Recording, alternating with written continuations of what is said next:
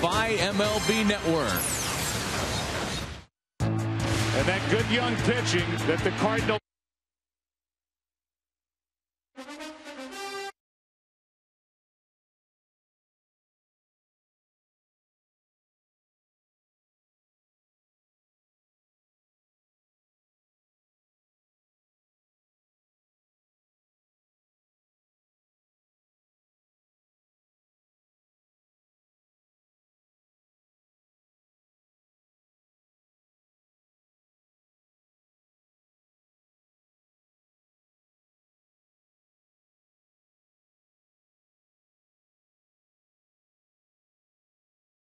Powered by MLB Network.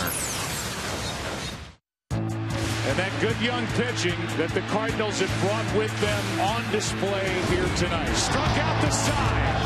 And the Cardinals win game 2. Now it's getting fun. After a game 1 beatdown, the Sox were eyeing a sweep.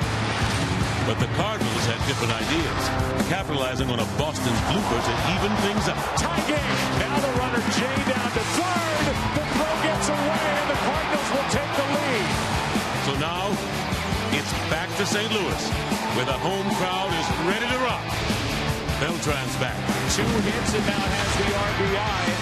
And Big Papi is locked in. High fly ball to left. At the wall. It's gone. So you know there will be plenty more drama before it's all said and done. What more can you want? It's the World Series. Game 3. Fox. And it starts right now. Since Busch Stadium opened in 2006, the St. Louis Cardinals are 20-9 in the postseason here. National League crowd, National League rules, and a very different shade of red as we welcome you to Busch Stadium in St. Louis for Game 3 of the 2013 World Series on Fox between the Boston Red Sox and the St. Louis Cardinals. Welcome inside the ballpark alongside Harold Reynolds, former National League MVP Jimmy Rollins. I don't want to make that too current, although you had a nice year, and 2-time American League All-Star A.J. Kruszynski, Matt Vasgersian. A reminder for those of you looking for the Texas Tech-Oklahoma game, please turn to Fox News. To baseball, Game 3 tonight, Harold, in a National League city, a completely different set of circumstances. Yeah, we haven't seen pitch 1 yet, and we already see the impact of the National League game. David Ortiz at first base, no Napoli, no Alan Craig. It's already happening, fellas. It definitely is, and both teams has a win. They got the jitters out, all the errors, hopefully, and I think we should look forward to some crisp National League style baseball against an American League team. More strategy, more bunting, man. I can't wait to see more bunting from a pitcher. That's the best part about it. I mean, let's get the DH out there. Let's have the DH, Big Papi, Napoli. It's going to be fun. We're going to have a lot to analyze tonight. Yeah, no DH in either lineup, as we know. Let's get right to Mike Matheny's Redbirds for Game 3. And for the Cardinals, here's how they line up. No Alan Craig, Matt Adams at first base batting 4th. Carlos Beltran in the 2-hole, 8 for 20, 5 extra base hits against Jake Peavy. David Freese at third base batting 6th, 16 RBI in 20 career postseason games in this ballpark. For the Red Sox, David Ortiz batting cleanup at first base. Great at home this postseason, just 3 of 17 in 5 road postseason games this year. Daniel Nava makes his first start since Game 4 of the ALCS. Stephen Drew, despite a 4 for 42 postseason, in the lineup tonight at shortstop, batting number 8. Well, for more on Boston's approach to this National League set of games, Ken Rosenthal is standing by with manager John Farrell. Thanks, Matt. John, National League City, no DH. David Ortiz at first base tonight. We saw Mike Napoli taking grounders at third during batting practice. Is Napoli an option at third these next 3 games? And if not, how will you use him? You know, right now, Kenny, coming into this, he's going to work off the bench for us, either in a pinch hit role. He'll pick up David, mid-innings to late innings if we've got a lead at that point in time. And I think if we get into an extended situation, we're certainly comfortable enough in somewhat of an emergency if we've got to put Mike Napoli over there at third base, if we find ourselves in a double switch type of situation. But, the one thing that he's done, he's transitioned successfully to first base. He's got good feet, good hands, and we're not afraid to put him over there for a short stint. A lot of talk about your Game 4 starter, Clay Buchholz. He has said he's not 100%. He doesn't sound all that confident right now. How would you describe his mental and physical readiness? Well, one, he's gonna be on the mound tomorrow night. There's no question about it. And I think over the past couple of days, the intensities of the throwing program has picked up some. He's responded favorably to those from a physical standpoint. But I know once he gets on the mound tomorrow night in advance of warming up, as he gets closer to game speed, that's going to probably give him more of that confidence in which he'll take the mound with tomorrow night. The one thing is we know he'll have 4 pitches that he'll be able to go to, which is what he's done all year. Whether or not he's mid-season form, we'll take a look at that tomorrow night. Thanks, John. Matt, back to you. Kenny, thanks. David Ortiz, 25 games at first base over the last 5 years. Is it a big deal that he's got a glove with him this part of the series or not? Oh, absolutely. I mean, anytime you make that kind of a change in the repertoire of the club and a player. Now, he only finished 2 games at first base in the 6 he's played this year, but he can still pick it. You go back to the 07 World Series when everybody's saying he may not have a lot of trouble then. Nice pick. He's been able to do that. I like this play here with Euclid. No big deal, but I wanted to see this season what he could do. So back in San Francisco earlier in the year, a rundown play. Can he move? Is he athletic enough to still play there? And can you throw? Absolutely. So those are things I was looking at with Ortiz. But AJ, your thoughts? Well, seeing that reminds me of Ortiz back when we played A-ball, double-A together, taking grounders, which is why I moved to catcher. But Jake Peavy, here's the thing tonight. Jake Peavy's the most important guy for the Red Sox tonight. He's got to be better than he was against the Tigers. It was not typical Jake Peavy. Look at these pitches. He's missing horribly here. These are terrible pitches by Jake Peavy. Not even I can swing at that, J-Roll, and I swing at everything. But this is not typical Jake Peavy. He's normally a strike thrower, doesn't walk guys. He walked 3 guys in this inning. Austin Jackson right there was 1 for 20,000 in the ALCS, and he threw him a 2-0 slider. It just wasn't confidence. I talked to him. I talked to Wandy Evans. They made an adjustment in his arm slot. Peavy's ultimate goal tonight is compete. He's confident. He's supremely confident he's going to get it done tonight. And the guy opposing him, and Joe Kelly. I mean, Machine Gun Kelly, that was the story, right? Yeah, but, absolutely. I mean, it's not only the velocity that this guy has. We know their starters have good velocity, but it's the movement that he gets on his ball. Here he is against Andre Ethier throwing that front door two-seamer that comes back over the plate, and he can do the same thing to righties. You give up on the ball. You don't think it's going to move because of the velocity, but it does. And what do you know? He has a changeup. That's the new thing. They've gone away from the curveball and come back with the changeup with these young guys. But he does have a breaking ball, so you have to respect that.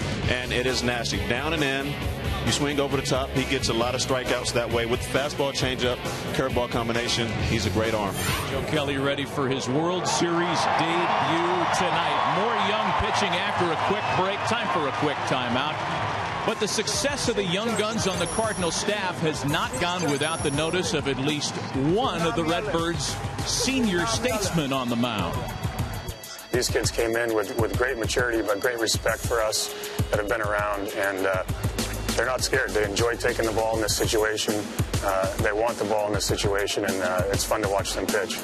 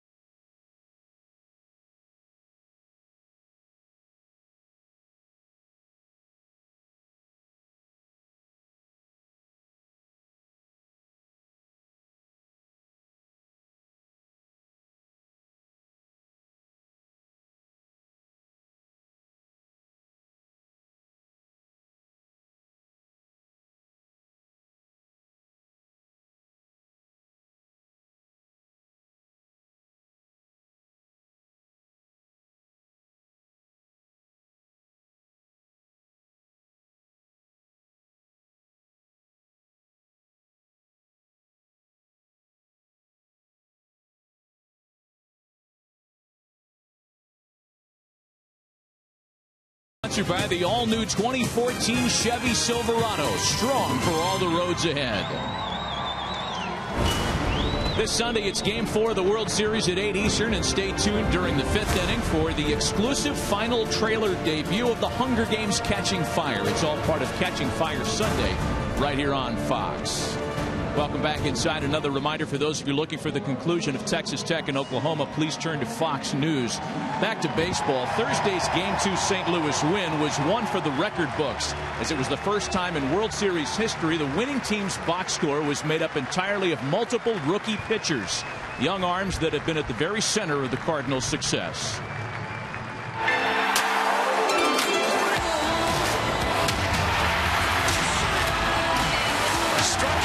And the Cardinals win Game 2. Milwaukee, 22. Carlos Martinez, 22.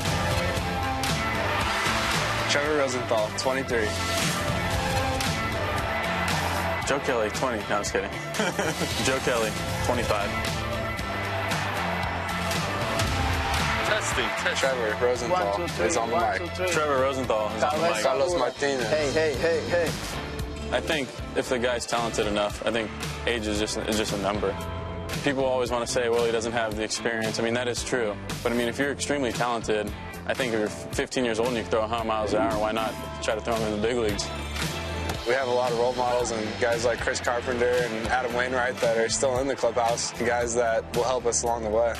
These kids came in with great maturity, but great respect for us that have been around. The message was you deal with what's going on around you, and then you go out and you compete just like any other game. It was before my first postseason start. Carpenter just told me, hey, take deep breaths and stay composed and just don't let the moment get too big. I think I have a confidence in myself, you know, in my fastball. I know I throw hard, you know. In order to play this game, you gotta have confidence that you can perform on the biggest stage. We love to talk to these guys because they're in the bullpen. So this is kind of awkward. Relievers? No. Trevor goes out there and I think it's over every single time. His fastball, just so explosive out of his hand. He has a curveball and a changeup that people probably don't know about, but now they do. This guy was.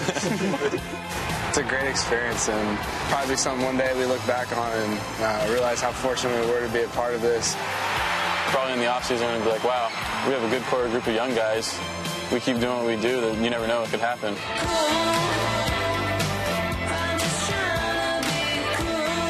Well, great job, guys. Now, those young St. Louis arms have already played a major role in this World Series. What does Game 3 have in store tonight? Player introductions are next.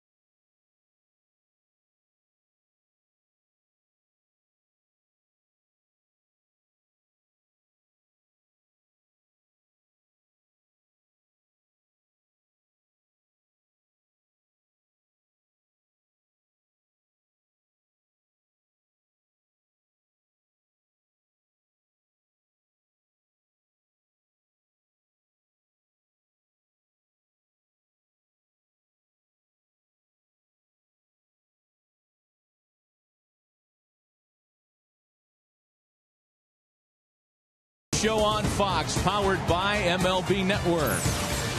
The Facebook fandom map shows us there are loyal Cardinals and Red Sox fans, of course, across the country. To brag about your team during tonight's game, head to facebook.com/Fox Sports.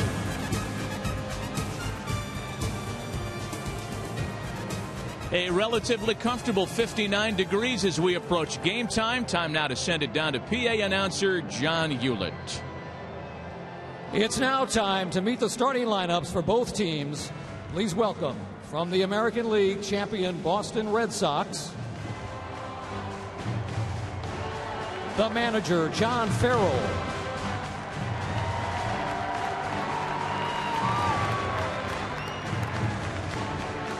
Leading off and playing center field, number 2, Jacoby Ellsbury.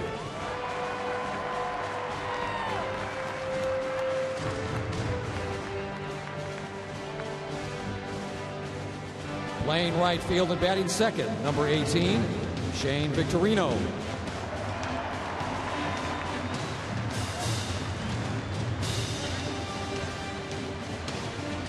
Playing second and batting third, number 15, Dustin Pedroia.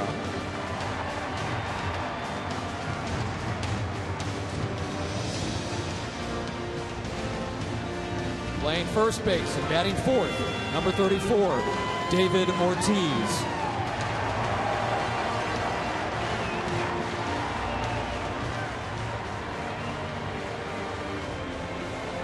Playing left field and batting fifth, number 29, Daniel Nava.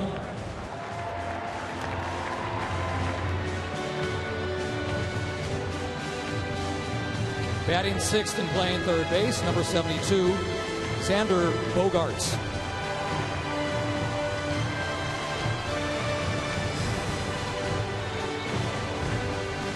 In the bullpen, catching and batting seventh, number 39, Jarrod Saltalamacchia.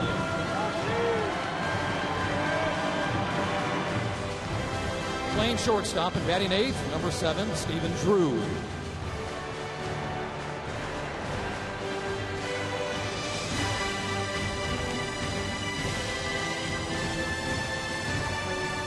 And tonight's starting pitcher, warming up in the left field bullpen and batting ninth, number 44, Jake Peavy.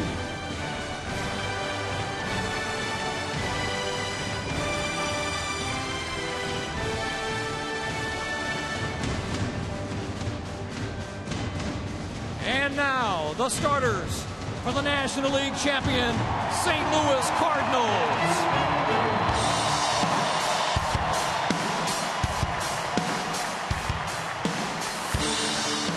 Please welcome the manager, Mike Matheny.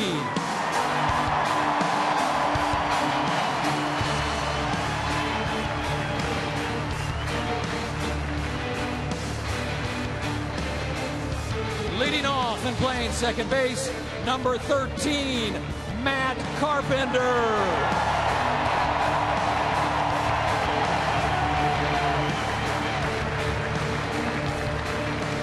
Playing right field and batting second, number 3, Carlos Beltran.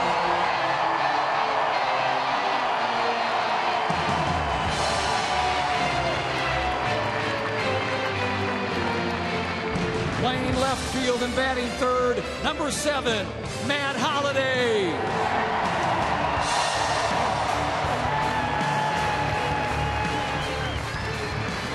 Playing first base and batting fourth, number 53, Matt Adams.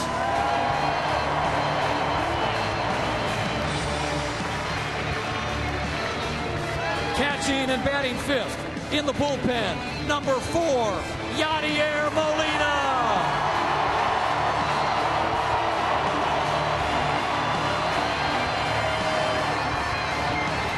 Playing third base and batting sixth, number 23, David Freese.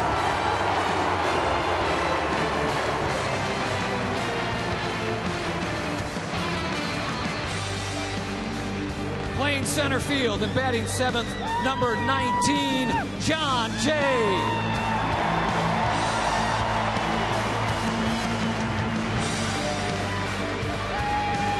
batting 8th and playing shortstop, number 38, Pete Kozma.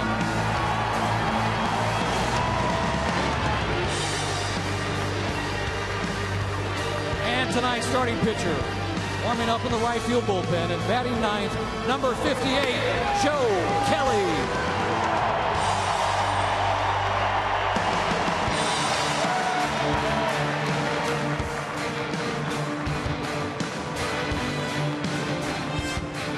Gentlemen, please rise and remove your caps for our national anthem. Performing tonight's anthem is singer, songwriter, and Grammy Award winner Colby Calais.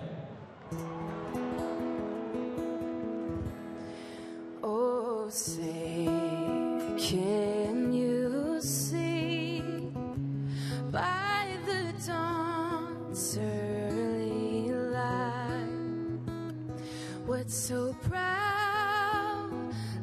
we hailed at the twilight's last gleaming, whose broad stripes and bright stars through the perilous fight o'er the ramparts we watched were so gallantly streaming, and the rockets red glare, the bombs bursting in there,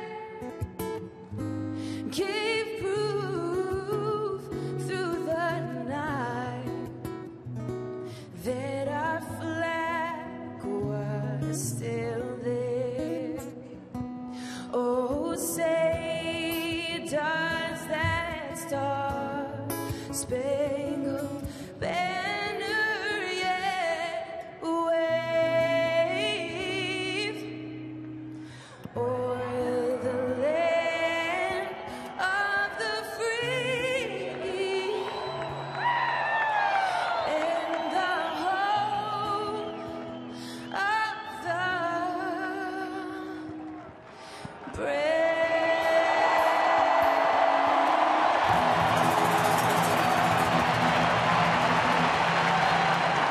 16 of the last 18 World Series that have been tied at 1 apiece have been won by the team that claims Game 3. After a break, Joe Buck and Tim McCarver. Game 3 is next.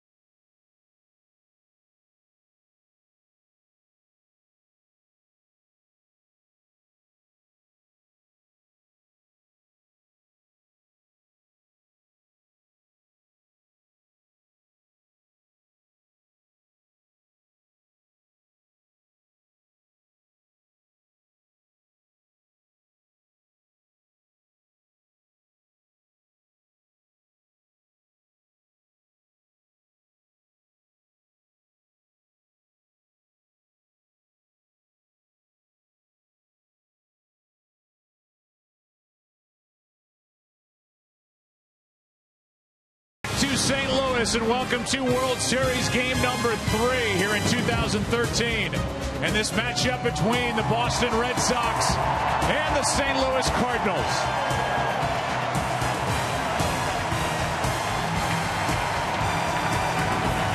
Welcome inside the broadcast booth, everybody. I'm Joe Buck. Tim McCarver is coming right up. Well, this series has been fun so far, hasn't it? It's tied at a game apiece, and now as we are in the National League City, in this case St. Louis, there is no DH. That's a big disadvantage for a team like the Boston Red Sox, built around Big Papi, the best designated hitter to ever hold that position in Major League Baseball. And so, Tim, as we talk about the Cardinals and advantages, maybe they don't need many as they get a chance to play in front of their home crowd here tonight. And the reason for that, they have been white hot in this ballpark since August the 11th. For the last 2.5 months, they played 32 games here. They've won 26, and the reasons for that confidence you can hear behind us. Let's talk about Boston. The Red Sox, they're getting great production as they're used to from their 3 and 4 spots. That's Dustin Pedroia, David Ortiz.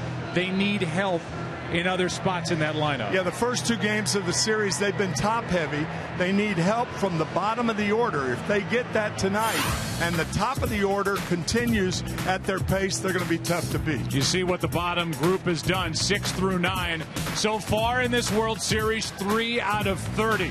They need more from the bottom end of their lineup. There's the matchup. It's the veteran on the left, Jake Peavy. It's another young right-hander for the Cardinals on the right. He is another representative of that good young pitching here in St. Louis. They say youth is wasted on the young. 22 years old, absolutely phenomenal. A lot of energy. They say we're supposed to be nervous. Well, I know. That pitching in the World Series is too much pressure. I guess we're just too young to know any better. Struck out the side. Whoa. Very loud.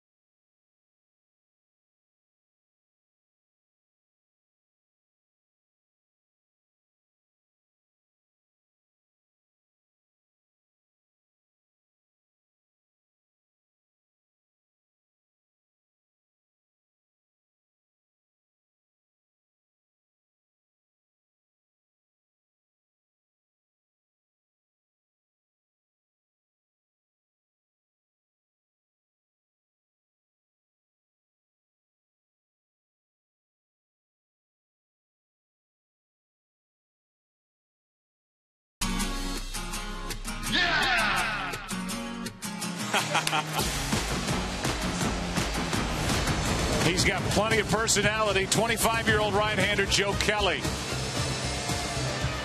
And there's his career as a starter here in St. Louis. He's only made 34 major league starts. He's had more action out of the bullpen. But he filled a need for St. Louis down the stretch, and he was one of their best. The World Series on Fox is sponsored by MasterCard, preferred card of Major League Baseball since 1997.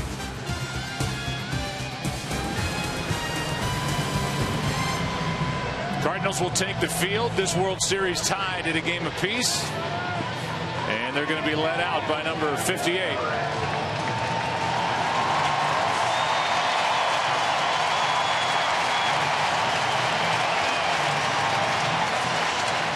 Give it a starting lineup for Boston. It's brought to you by Taco Bell. Sometimes you gotta live Moss.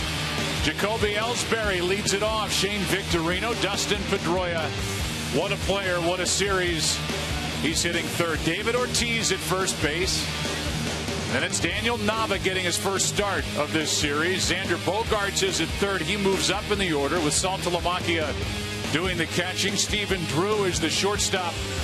And Jake Peavy, longtime National Leaguer with San Diego, plenty of experience against the Cardinals, pitching and batting ninth. The opening pitch will be brought to you by Budweiser. Great times are waiting. Grab some buds. While you look at the statistics for the 25-year-old, he played collegiately at the University of California, Riverside. We'll remind you, for coverage of this game in Spanish, please tune into Fox Deportes.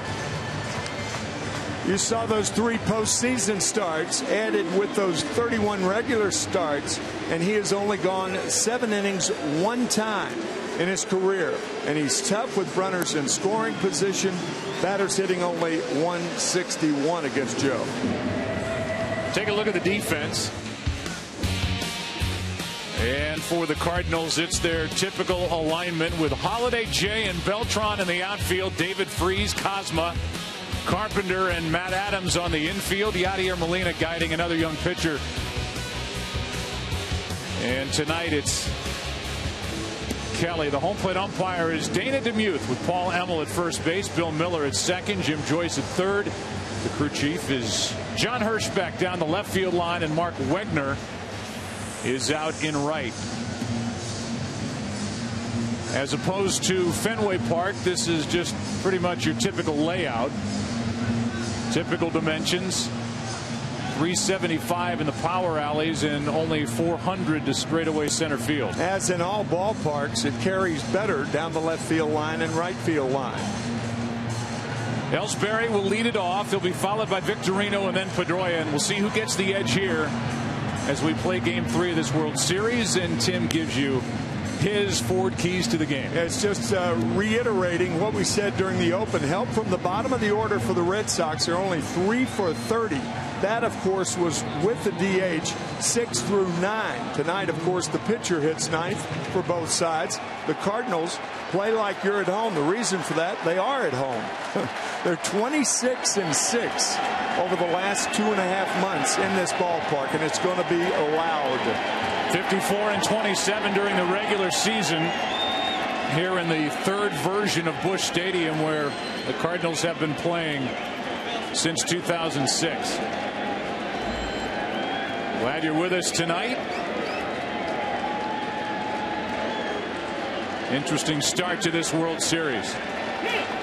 Splitting at Fenway. And now underway in St. Louis. Strike one.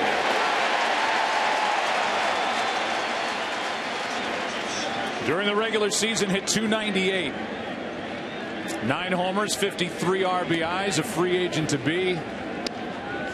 And he is the table setter. A guy with 52 stolen bases during the regular season. He's got 6. Been caught once during the postseason. He has not taken off yet. Big reason why is only 1 for 7 at the plate against St. Louis. Here's the 0-1 pitch from Kelly. Ball and a strike. Joe Kelly was in the bullpen to start the season. It was a battle in spring training between Joe Kelly and Shelby Miller to see who the Cardinals' 5th starter would be. Miller got the nod. He was a 15-game winner to lead all rookies. That's popped up down the left field line. Holiday is is out of room and strike 2. And Tim, we were out in Los Angeles doing a Cardinal-Dodger game earlier in the year, and the pitching coach for St. Louis, Derek Lilliquist, said with regard to Kelly, it's like having a Ferrari in the garage. And they finally, because of injuries, got around to getting Kelly in the rotation, and it paid off with a 10-5 record overall. That's a nice car, and the Cardinals feel they have a nice car on the mound tonight. And he can bring it, average 95 miles per hour on his fastball, third highest among starters, behind Matt Harvey and Steven Strasburg.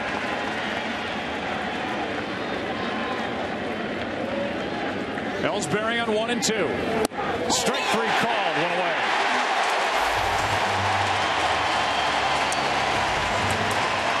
I think Ellsbury may have been looking out over the plate. This was a little two-seam tailing fastball. You can see the tail on it. Jacoby may have thought it was low, but just above the knees. Good pitch by Kelly. 4th start of this postseason for Kelly. He got a no decision in Game 3 of the division series against the Pirates.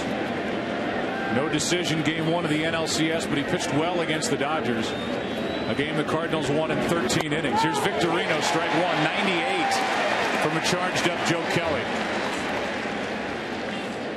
Kelly got the loss in Game 5 out in Los Angeles of the League Championship Series before the Cardinals won at home behind Waka over Kershaw. The 0-1 pitch is back to him with a bare hand. 2 out.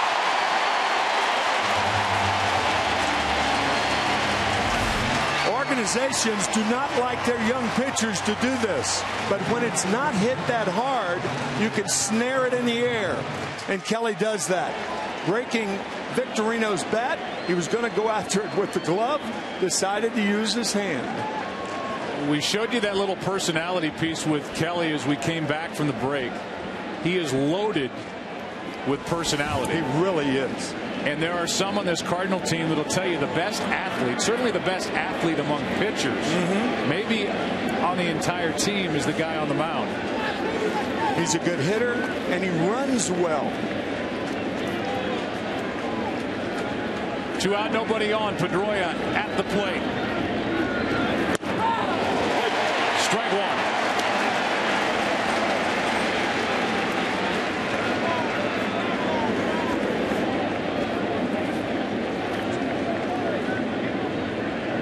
Dustin 3 out of 7 with 1 RBI in this World Series.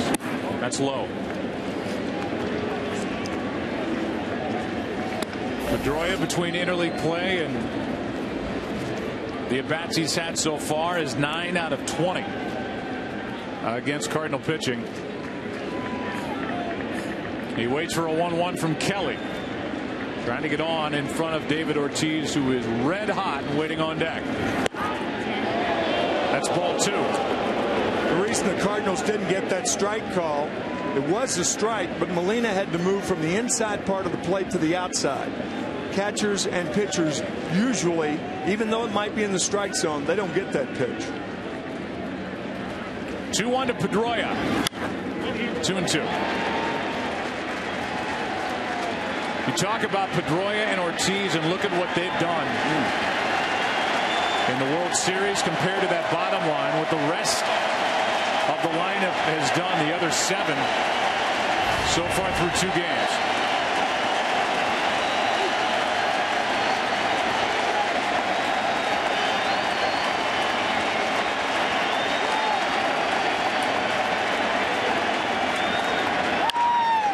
Adams shifting to his right. Kelly is there. The inning is over.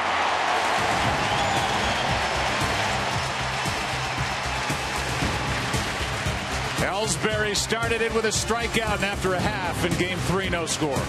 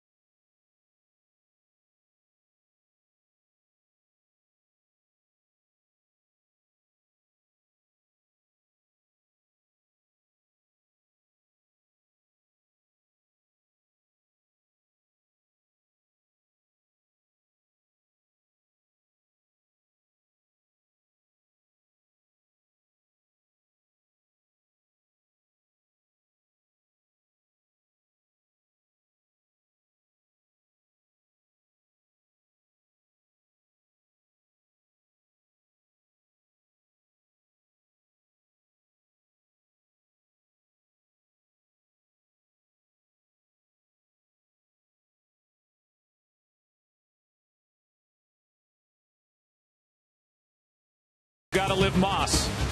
And by Geico, 15 minutes could save you 15% or more on car insurance. Give the starting lineup for the Cardinals, brought to you by Taco Bell. Sometimes you gotta live Moss. Matt Carpenter leads off. He's at second. Carlos Beltran bats second and right. Matt Holliday hitting third. Matt Adams cleans up. Yadier Molina, the catcher. David Freese at third base. John Jay in center. Pete Kozma at short. And Joe Kelly pitching and batting ninth. And the focus now is on the veteran right-hander Jake Peavy. Couple of starts, one good against Tampa Bay, one bad against Detroit, where he gave up 7 runs in 3+ innings. Scouting report, traded for the World Series start. He was 4-1 for the Red Sox during the regular season. And he told, that's an interesting second point, he told Ken Rosenthal yesterday that he was looking for a better tempo from the stretch. The problem with that remark is I hate to hear starting pitchers talking about what they have to do from the stretch before they stretch, if you know what I mean. That means guys are on. Yeah. Here's Matt Carpenter. And a strike hits the inside corner from Peavy. Jake was 4-1 after getting picked up by Boston. 12-5 overall, and as Tim said, he's had one good, one not so good so far this postseason. The 0-1 pitch to Carpenter. Strike 2.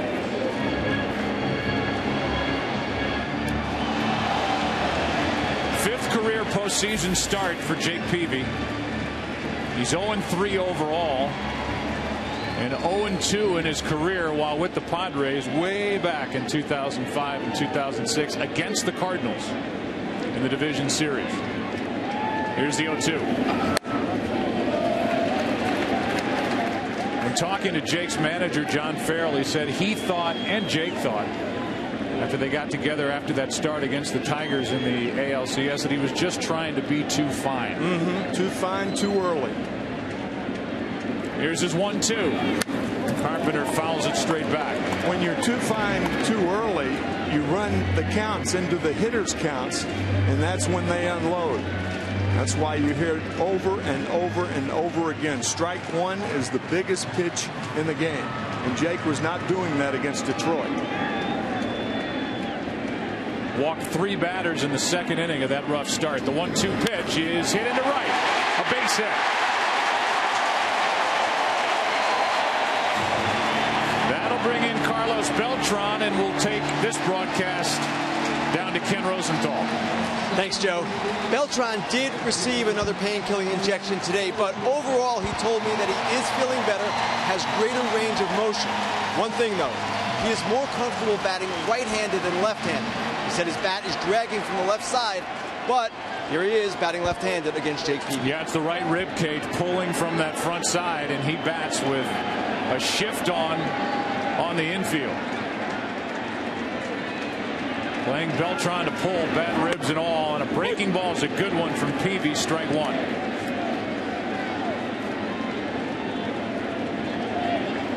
Beltran left after the second inning in game 1, came back with 2 hits in game 2. And you've seen plenty of Jake Peavy. Here's the 0-1. 1 ball, 1 strike. Temperature could not be any better on the 26th of October. Just under 60. Little bit of a breeze through the park, 9 miles per hour.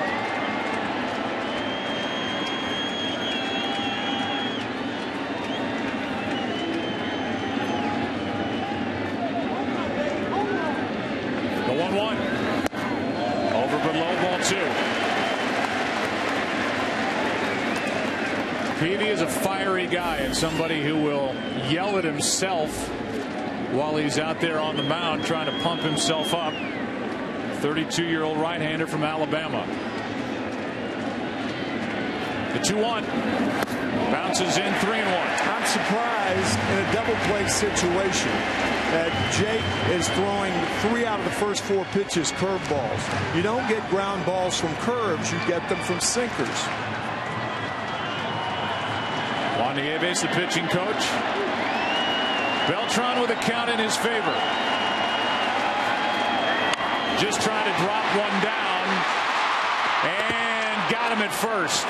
Tried to take advantage of the empty left side of the infield. And the Red Sox will take that trade every time. When the count went to 3-1, Xander Bogaerts moved over towards second base. Beltran saw it and tried to bunt it down the third baseline. But he bunted it to the fat part of the field. Peavy made the play, and out relatively easy at first base is Beltran. They do give Beltran a sacrifice, but he was trying for the base hit. And trying to set up 2 on with nobody out for Holiday. Instead, it's a runner at second, 1 away.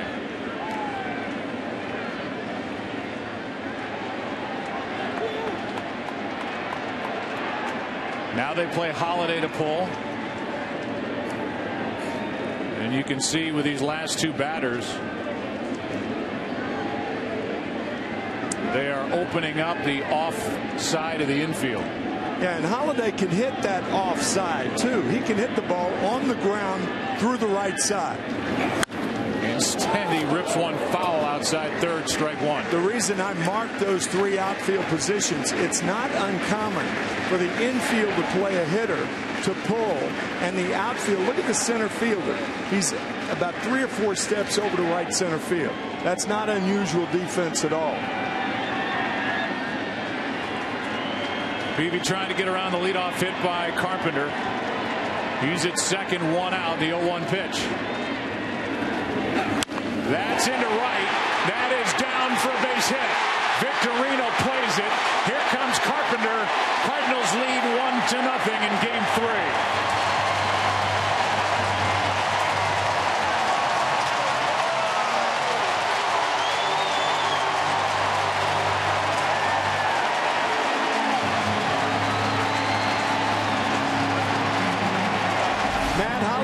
Does hit the ball to right field on the line. It's a pretty good pitch from Peavy. That's why hitting instructors say use the whole field, and that's what Holiday did to give the Cardinals a lead.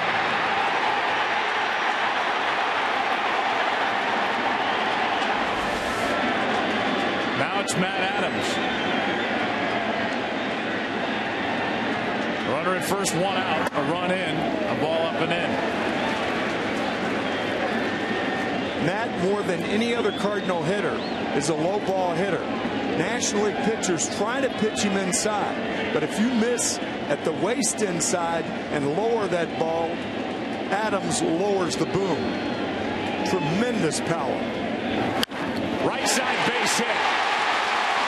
Holiday will hold at second, 2 on, 1 out. And the third single of this first inning against Jake Peavy.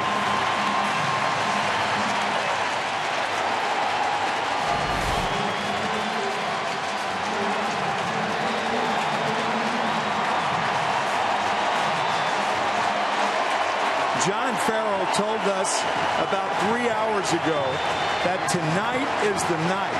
People are talking about Felix Doubront backing up Clay Buchholz tomorrow night. He said maybe, maybe not. If necessary, we'll use Doubront early tonight.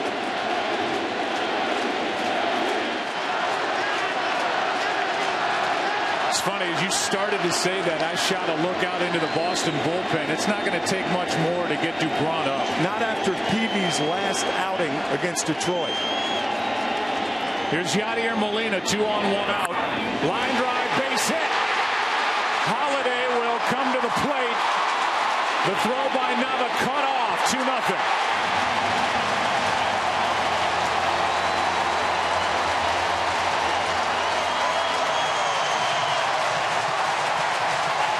With 1 out, Holiday had to hold at second base to see if Bogaerts was going to make the catch.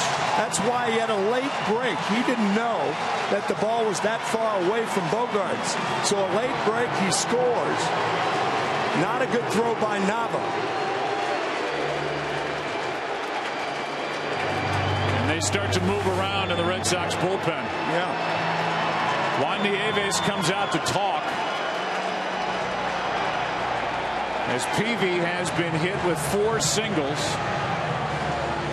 And action will start for the Red Sox in their bullpen. There's the last start, game 4 in Detroit, and it's Dubront getting up.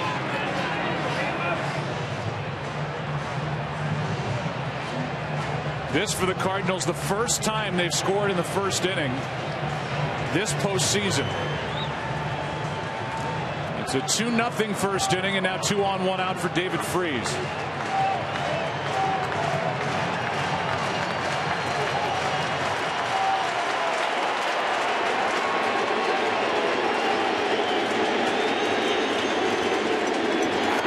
Chased it. Breaking ball down and away, strike one. Tonight's Chevrolet pitcher profile for Jake Peavy. His first World Series start, a Cy Young Award winner in 07. 305 regular season starts. Strong arm pitcher profile brought to you by the all-new 2014 Chevy Silverado. Strong for all the roads ahead. Here's the 0-1. Almost walked into it. Ball one.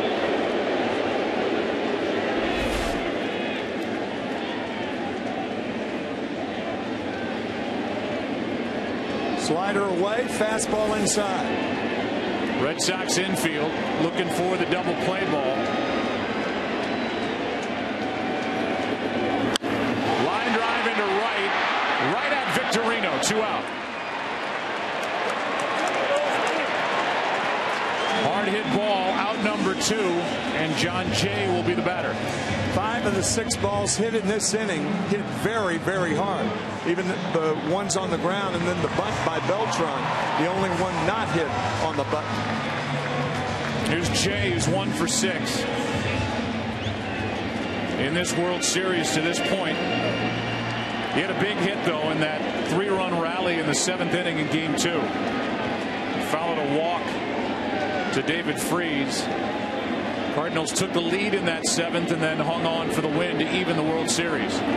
Jay jammed and he fouls it, strike one. There's Clay Buchholz.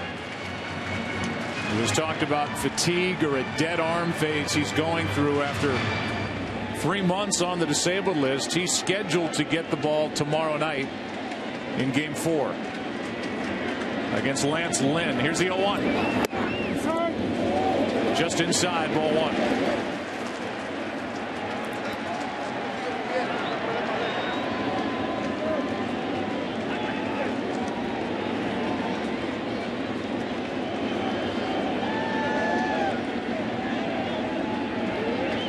Here's a 1-1. Should end the inning. Pedroia down on his right knee, makes the play, and the Cardinals get 2 on 4 hits. Carpenter got it started. Holiday with an RBI base hit. Adams and then Molina. 2-0 for the home team after 1 in Game 3.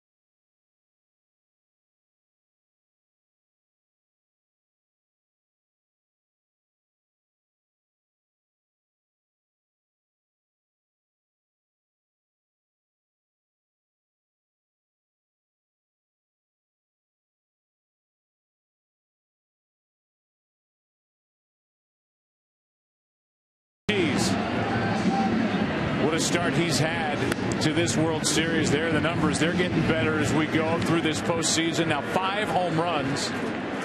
And in this World Series, 4 out of 6.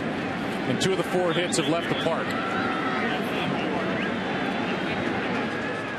Peavy got through that first inning, allowing 2 runs on 4 hits. And now, during this postseason, has worked 9 2/3 innings, allowed 10 runs on 14 hits. Ortiz, then Nava, who's in the lineup for the first time in this series as a starter, and then Bogarts. Red Sox trying to get after Joe Kelly. Strike 1.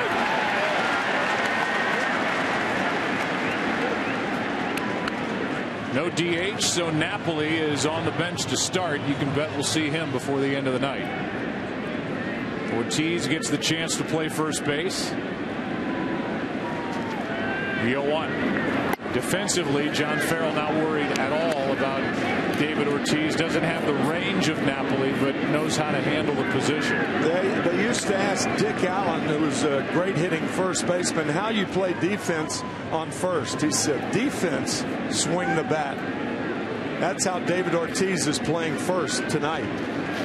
Here's a 1-1. Outside, ball 2.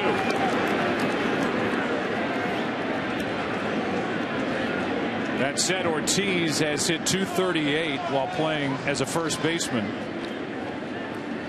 7 home runs in 25 games since 2009. Here's a 2-1. 2-2.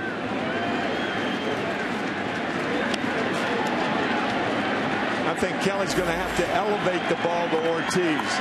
David, a terrific low ball hitter. He's just a plain good hitter, but he handles that ball down about as well as anybody. Trying to get on to start this second.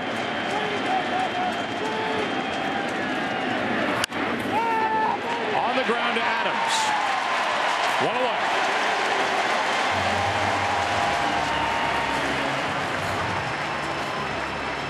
And the batter will be Daniel Nava, who has hit .300 this postseason, hit .300 during the regular season. His average of .303 was 8th best in the American League. And yet John Farrell's been riding the guy that's brought this lineup a little bit of an edge, I guess, and some success. Talking about Johnny Gomes. The Red Sox have been 7-1 this postseason when Gomes has made the start. But it's Nava tonight. Ball 1. Nava gets the start because of a more spacious left field here at Busch Stadium in St. Louis. Not playing with the monster like they are at Fenway. 1 ball, 1 strike.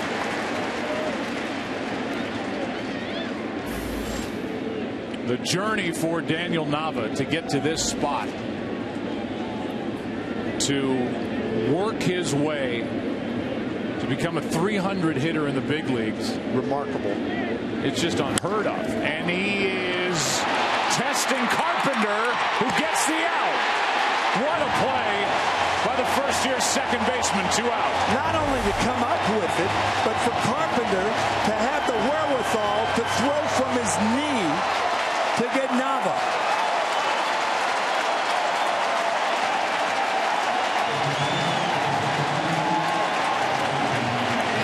The catch was good. The throw was great.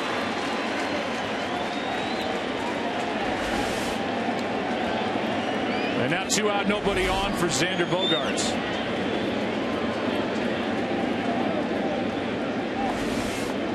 Adams able to keep the right foot on the bag, and with the bases empty, Bogaerts takes a strike. Xander has an RBI, 0 for 6 in this series, 3 out of 12 this postseason. So impressive, so patient. Breaking ball misses, 1 ball, 1 strike.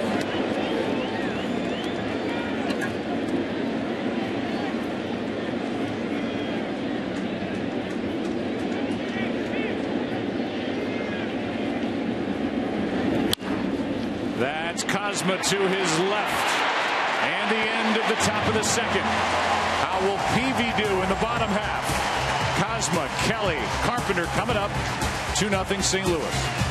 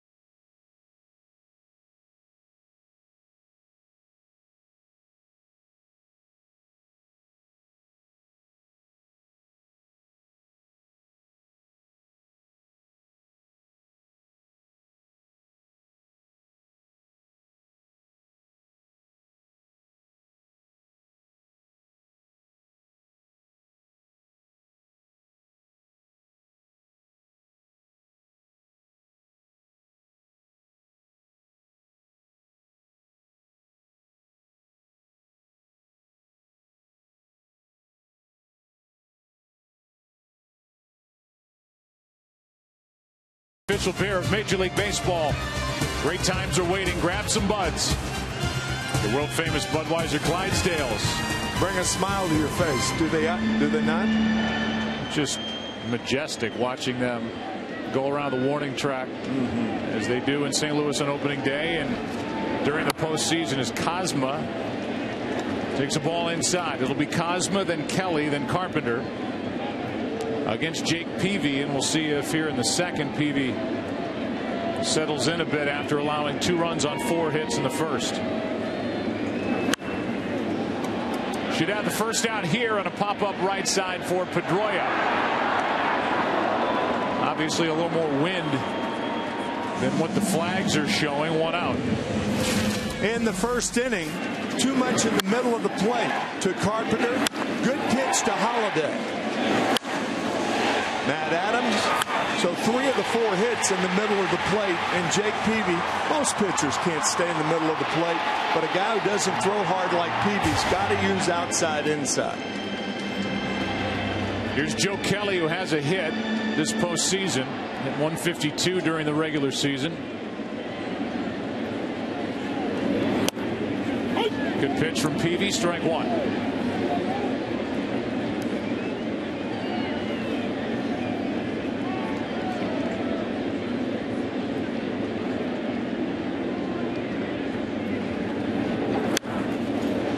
Back for strike 2.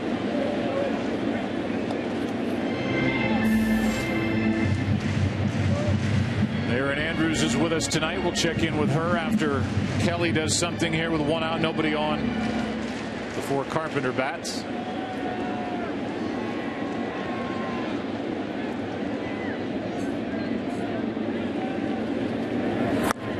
The strikeout is the first of the night for Jake Peavy, and let's go down to Aaron Andrews.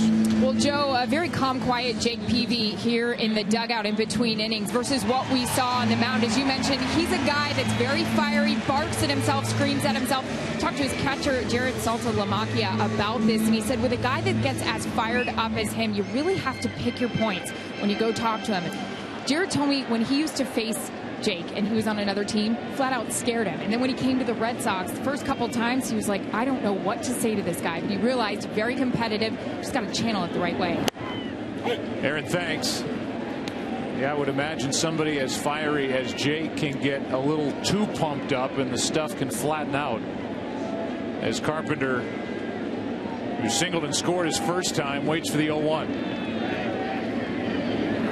Good breaking ball, strike two. Yeah, if I were the Red Sox, I'd be concerned about Jake Peavy because he's not fired up, because he's not yelling on the mound. I saw several starts during the regular year, and he was audible. You could hear him from the field mics. And he's not doing that anymore. Why? That's upstairs, 1-2.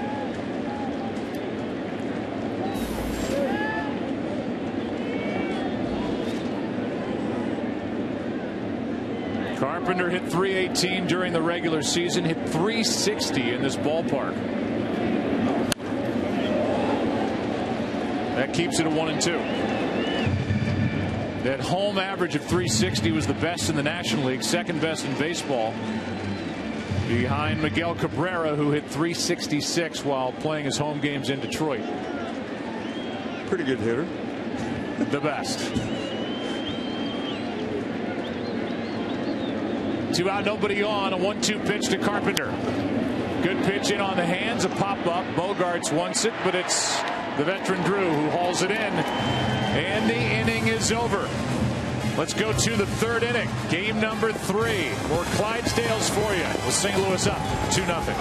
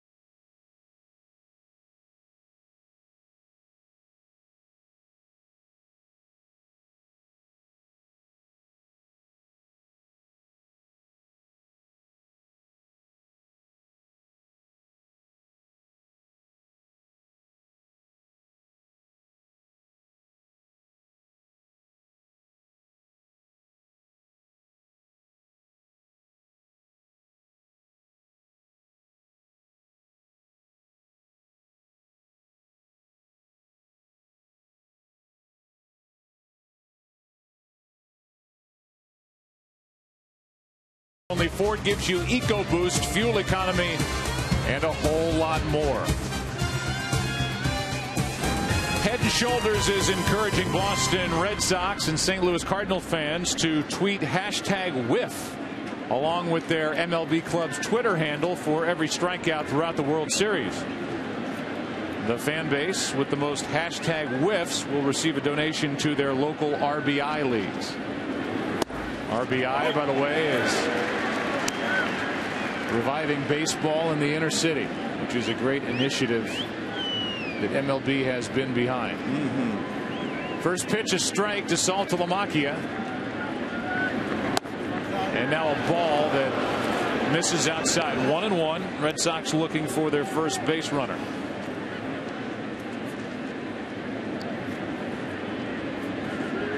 .273 hitter during the regular season. Switch hitting catcher. Those are hard to come by. Good player, and he gets a nice rip at that pitch from Kelly. Fouls it back. Strike 2. Known as Salty by his teammates, much better from the left side. A .294 hitter this year, left-handed. That's impressive. Catch that many games.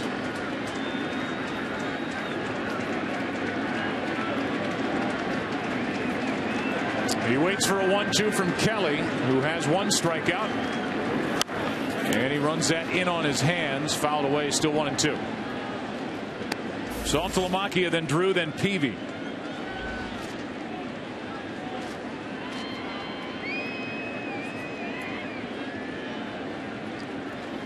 We've heard from Ken Rosenthal. We've heard from Aaron Andrews. We're going to go back to Ken Rosenthal. He's winning. After Saltalamacchia does something to start the third, he strikes out. One away. And it was Molina who caught strike 3 after it got by the bat of Saltalamacchia, and that's the topic for Ken Rosenthal. Well, Joe, Yadier Molina was talking with some reporters yesterday when they asked him what it was like to catch all of the Cardinals' hard-throwing young pitchers. Well, this is what it's like. You see that gash right there? That was caused by all the 97-mile-per-hour heat he has seen this season. This actually is the first glove that Molina used this year. He normally uses only one, but he's now working on his second. He started using that glove at the All-Star break, and it's already snapped because of the snapping fastballs from most of the kids in that bullpen for the Cardinals. That one 97 from Joe Kelly, who started this year in the pen, as we talked about. Stephen Drew at the plate. 1 for 7 in this series. His hit was that infield pop-up that fell in front of Wainwright in Game 1. Strike 2. Stevens struggled with the bat, played great defensively. 4 out of 42 swinging the bat this postseason. Trying to get on in front of Jake Peavy.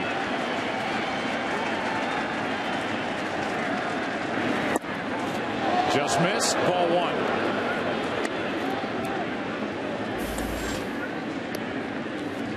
There's Peavy, who is a career 173 hitter. Came up with the Padres.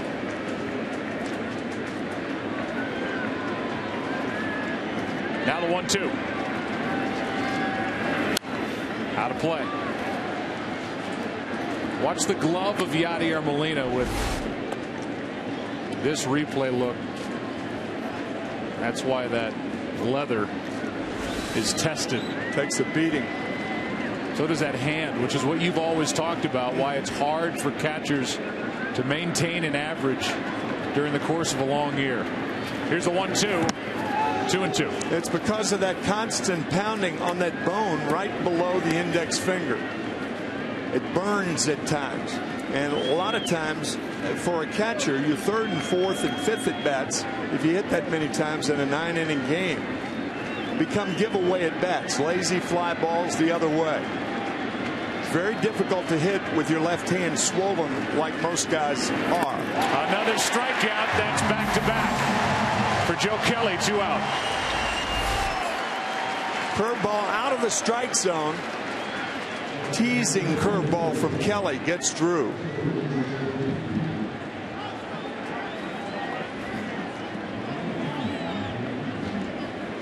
So Drew is now 4 for 43, and with 2 out, nobody on, here's Jake Peavy.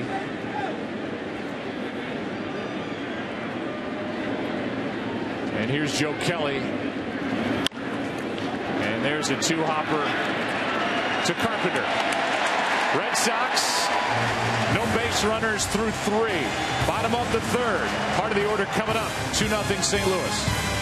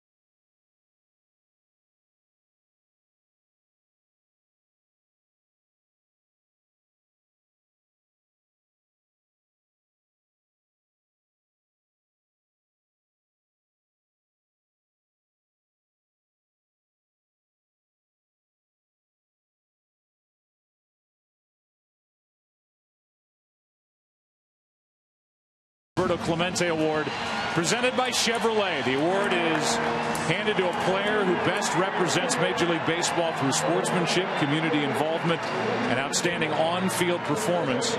Joining Beltran in the ceremony were Roberto Clemente's wife Vera and his sons Roberto, Enrique, and Luis, along with MLB Executive Vice President Tim Brosnan and Lisa Gruda of Chevrolet.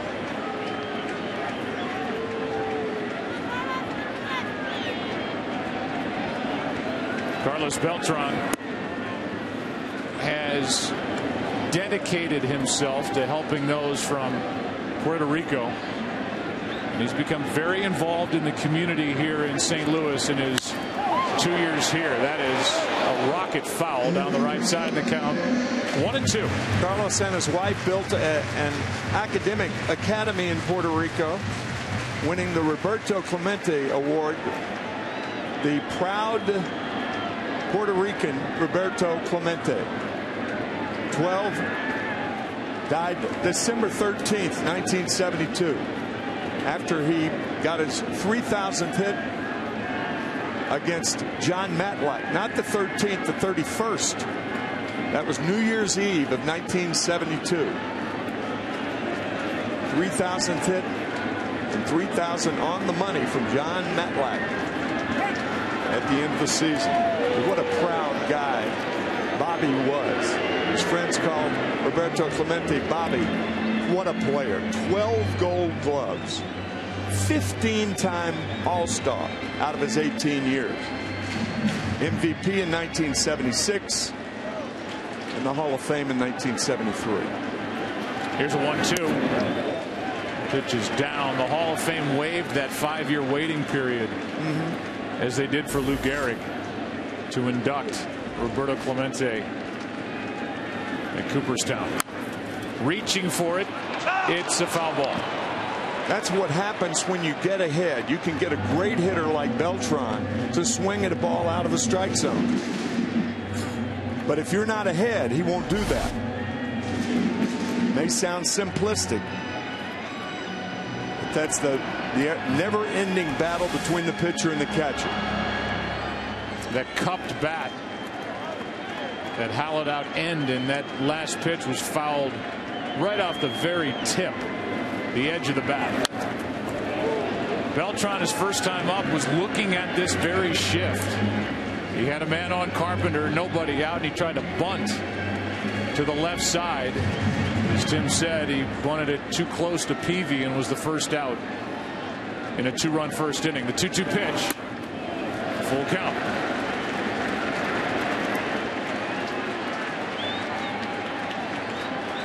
Had a chance to visit with the other catcher for the Red Sox, David Ross.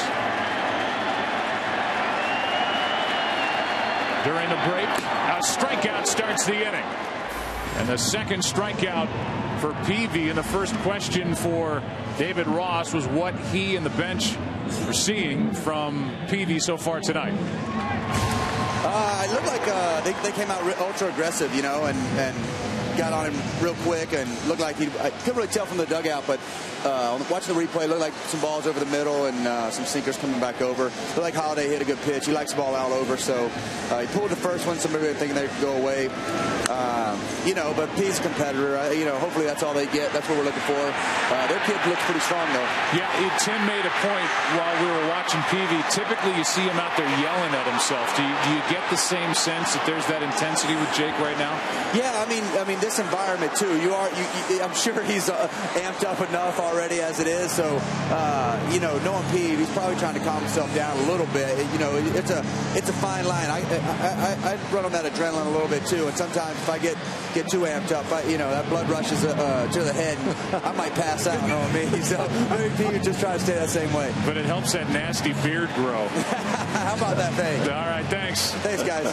While we were listening to David Ross, let's look at the replays of the ball hit by Holiday. Just a routine pop-up, and it goes as E8. And then they get the out throwing behind the runner to get Holiday at first. Let's take a look. E8 and then 8-3. Ellsbury, a long way to run. The ball hits, it looks like, off the edge, the right edge of the glove. It was really not good base running by Holiday. He was running hard, but not running hard. He's not running hard, and he should have been running hard. He stands on second base if he's running hard, and they threw behind him to get him. That's poor base running by Holiday.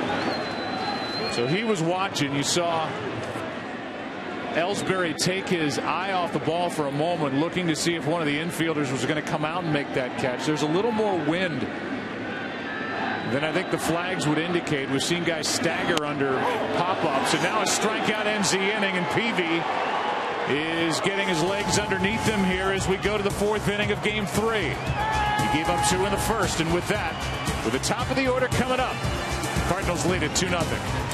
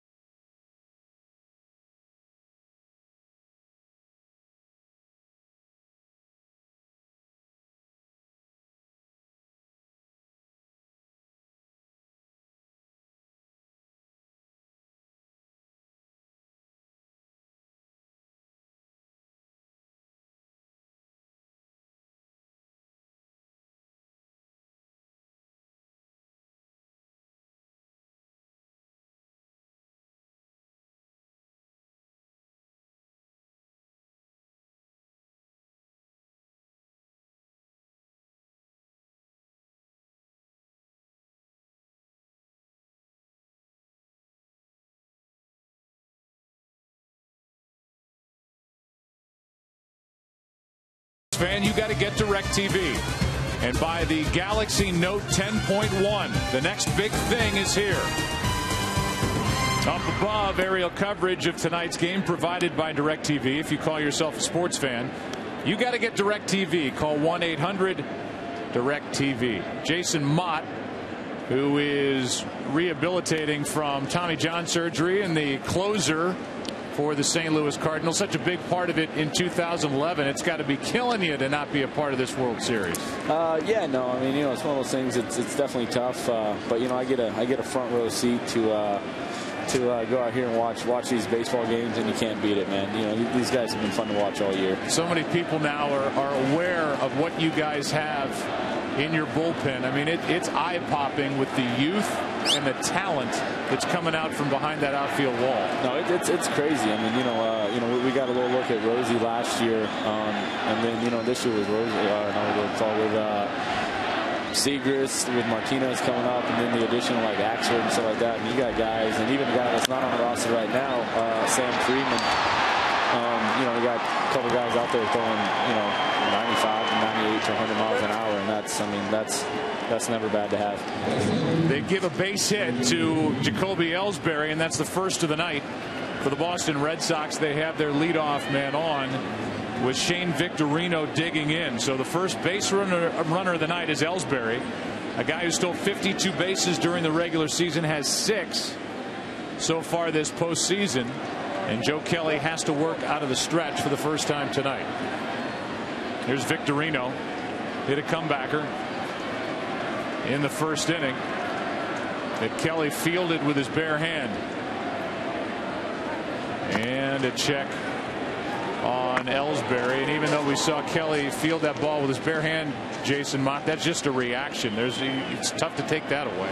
Yeah, no, I mean, you know, it's definitely tough, and you know, JK's he's a pretty good athlete out there, so you know, he's gonna see the ball, and you know, most pitchers it is tough to get that hand out of the way, but if that ball comes back, it's just natural reaction to go up there and throw that hand up there to try to get that ball and hopefully keep a hit away. Here's Adams in foul territory. Victorino now 0 for 10 in this World Series as Adams hauls it in. And the batter will be Dustin Pedroia. Keep in mind the St. Louis Cardinals mostly right-handed pitching. And that makes it tougher for Yadier Molina because it's much easier to steal against a right-hander than a left-hander.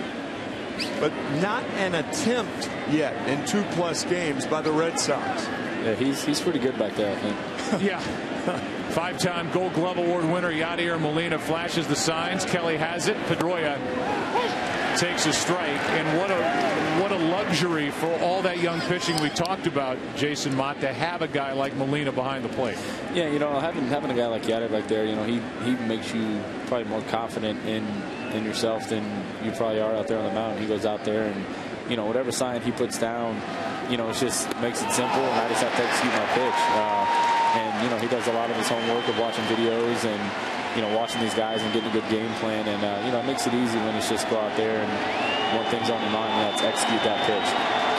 Jason, thanks, man. Get healthy. Yes, sir. Thank you, guys. All right. 1 on, 1 out. 0-2 the count on Pedroia. Ortiz to follow. Kelly trying to get around a leadoff hit by Jacoby Ellsbury. Pedroia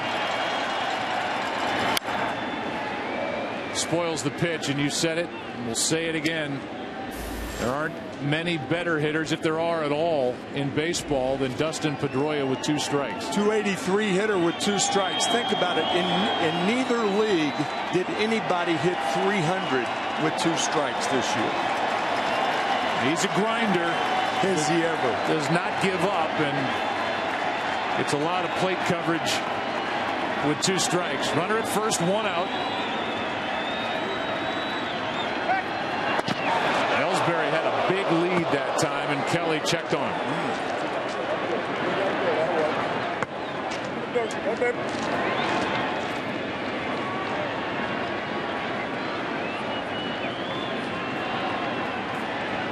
Pedroia grounded out to the right side in the first. 3 out of 8 in this World Series.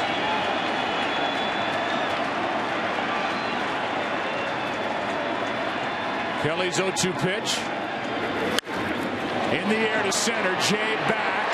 On the run. He is there for out number 2. And back to first is Ellsbury, as Jay made the running catch in right center. Jacoby Ellsbury, a center fielder himself. That was a bad read by Ellsbury. Normally, with Jay going that hard toward the center field fence, I think Ellsbury could have tagged up and gone to second base. But when he was that close to second, no way to get back and go to second. Here it is right here. It's the center fielder himself. And you mentioned the wind, Joe. I think the wind is playing a lot more, maybe not havoc, but it's very deceptive about how it's flowing into right center field on the field. Well, it was a windy day around town all really morning and afternoon, and while we sit inside this ballpark, you look at the flags above the scoreboard in right field, and they're limp. And yet we've seen big leaguers stumbling around underneath balls hit high in the air. That ball carried pretty well into right center field. Ortiz, he knows how to make a ball carry. He digs his way in with 2 out. I'll say.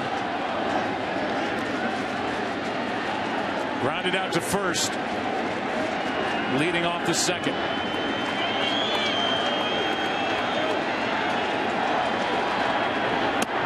Ball 1 outside.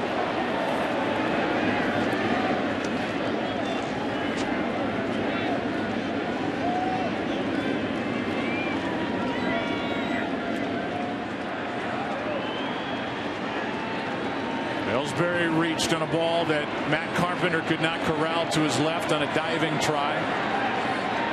And now with 2 out. Kelly checks on Ellsbury. You notice Matt Adams plays off the bag and in front of the bag. And when the throw is made to his glove side, he spins to his left to try to make the tag. It's that blind sweep tag, as opposed to a first baseman who stays on the bag and then comes off. And he's only about 89.5 feet away from Ortiz. I get your drift. I mean, everybody, look where Matt Carpenter is. The second baseman tucked into shallow right. Yeah. And Matt Adams is playing about half a step in front of the bag. He is right there, in essence, breathing down the neck of a left-handed batter that can turn on a ball with the best of them. Staying away from Ortiz, and the count's gone to 3-0. On deck is Nava, who had a base hit taken away his first time up on a diving play by Carpenter. He could be hitting 3-0. Kelly aware of that, of course. He's got 2 home runs in this World Series. And he stayed away with all 4 pitches to put 2 on with 2 out. It's rare to pitch around a hitter with a 2-run lead in the middle innings. But that appeared to be a pitch around as much as if first base had been open. It's a dangerous thing to do, because now you've got a guy like Nava, 1 swing of the bat, and he had 12 home runs. He could put the Red Sox ahead, but Ortiz has been so hot. Yeah, it looked like the same to me, and because there is no DH, there's no Mike Napoli, so you don't have the power, but you do have a good hitter in Nava. Right. Chance for the Red Sox. 2 on, 2 out. Strike 1.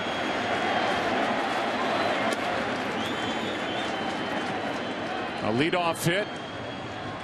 A 2-out walk. Saw Gomes on the bench. He takes a seat as Nava gets the start. Nava came in hitting .347 over his last 30 games since August 29th.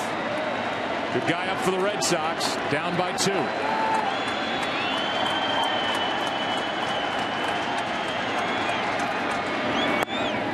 1 ball, 1 strike.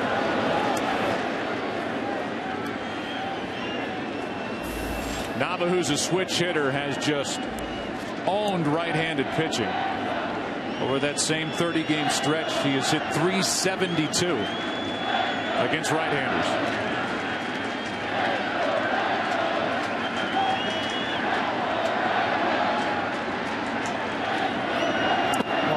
Ball 2, 2-1.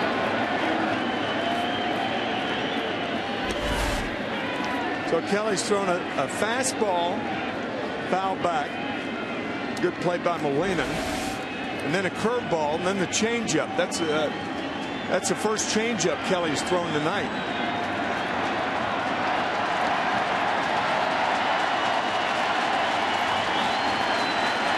Nava with a count in his favor. 2 balls and a strike. 2 on, 2 out. 2-run game.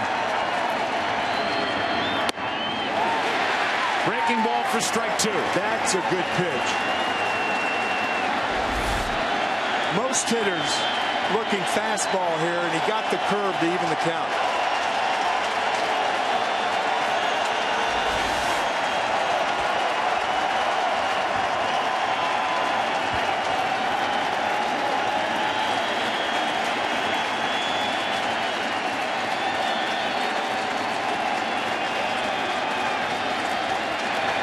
Nava waits 2-2 pitch. 95 out over the plate. Nava fouls it back.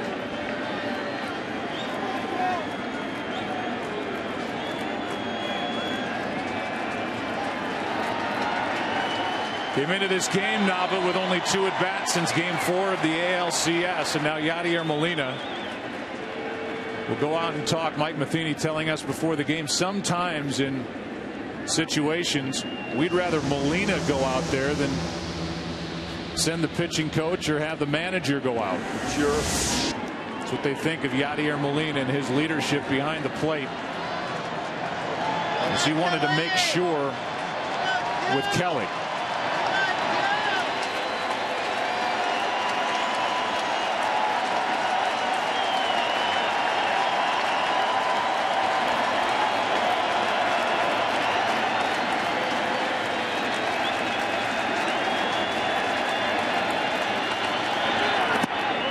Full count. And that will give the runners a head start. Yeah, those 2-2 pitches with runners on base, that could give a guy like David Ortiz, who's not a fast runner, a chance to score on a short double, long single, a ball that he wouldn't ordinarily score on if he weren't running.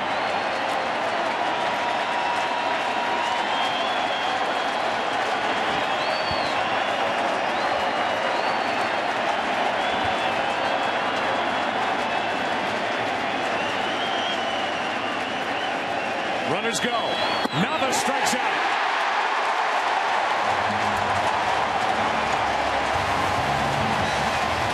Fourth strikeout for Joe Kelly. Red Sox get their first base runners.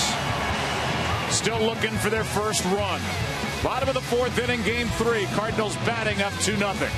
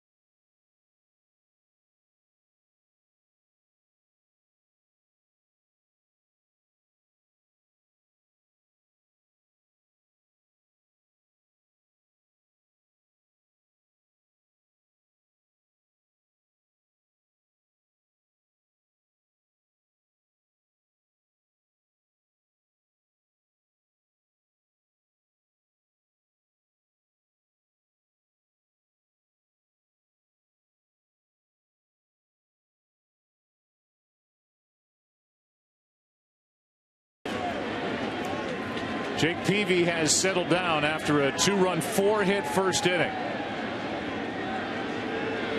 He has retired 8 straight. Molina with an RBI hit his first time. Now fly ball into center. This ball is down for a base hit. Molina 2 for 2.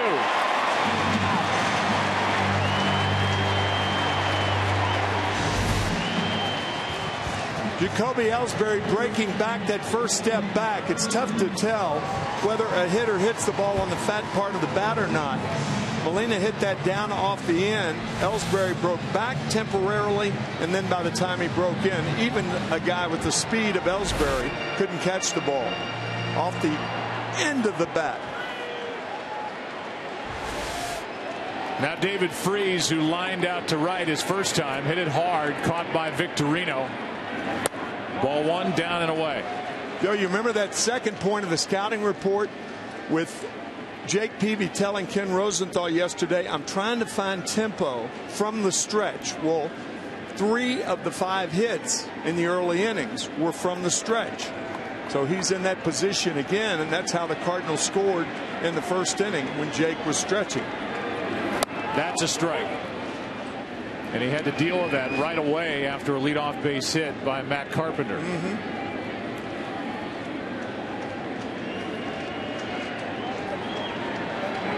So that's 5 St. Louis hits as we play here in the 4th inning, a 2-0 game. And here comes a 1-1 to David Freese. Foul ball. And he's going to go field it himself. I thought he was going to hit it again. Strong defense matters most in October. Catch the top defensive plays and enter for a chance to win an all-new 2014 Chevy Silverado at ChevyBaseball.com.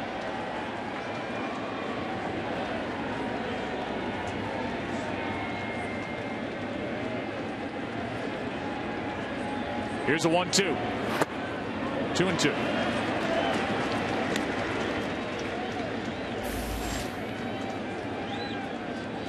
John Jay on deck, then Cosma.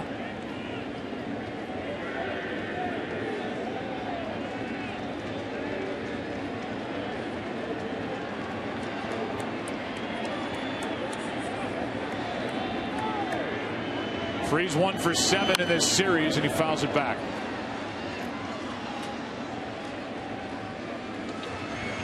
He was the hero here for St. Louis in 2011 in the postseason. And he has been a .391 hitter here at Busch Stadium during October. Another 2-2. Blocked by Saltalamacchia, ball 3.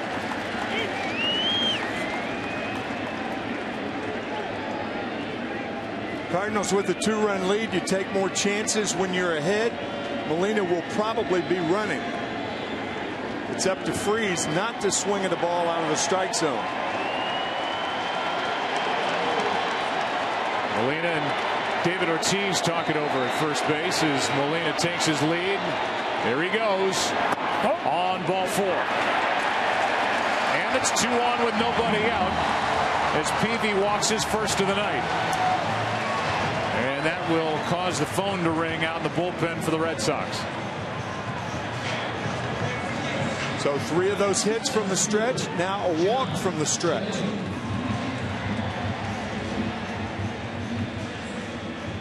Here's John Jay. Yeah, I think the Red Sox might be playing for a bunt. I don't think he's bunting. Bottom part of the order.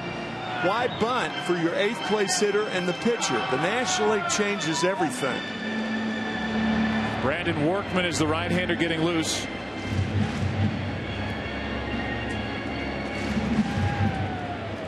They're in on the corners.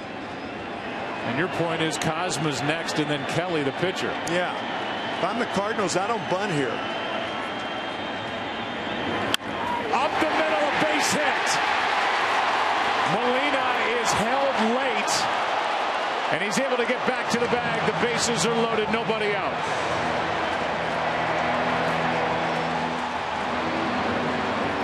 John Farrell's going to go out and talk to the third base umpire, Jim Joyce, to make sure, I believe, that Molina didn't make contact with the coach, Jose Oquendo. He did round the bag. I'm not sure.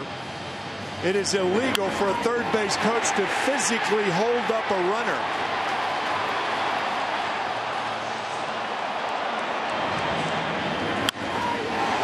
Molina was headed around third, initially was being waved.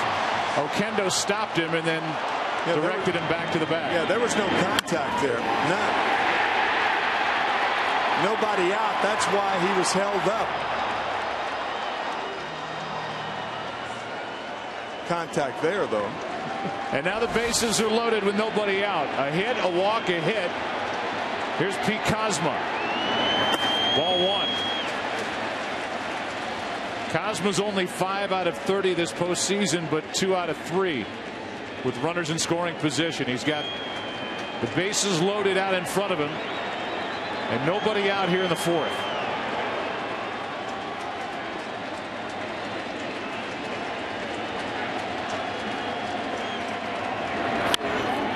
That's down the right field line. Long run. Pedroia will not get there.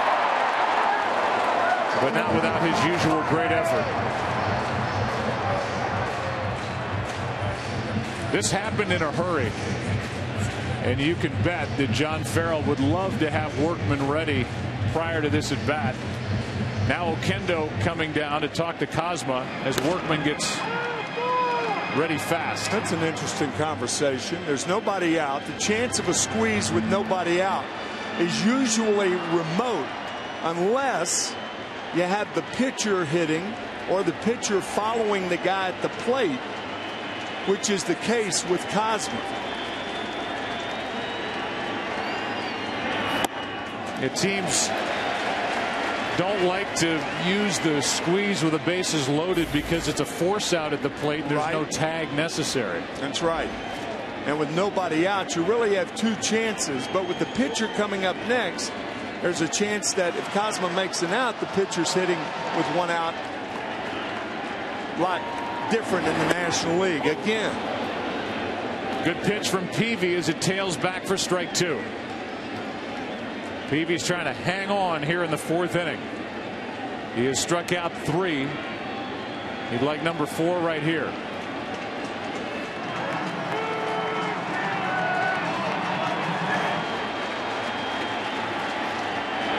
That's strike 3, 1 away. And Kozma goes down looking. Well, that's a huge strikeout for Jake Peavy. Slider on the outside part. Remember, we talked about it in game 1. With 2 strikes, don't let a pitcher get you out away. And Kozma did. So the bases are loaded, 1 out. And now it's the pitcher Joe Kelly who struck out his first time. He is a good bunter, so we'll see.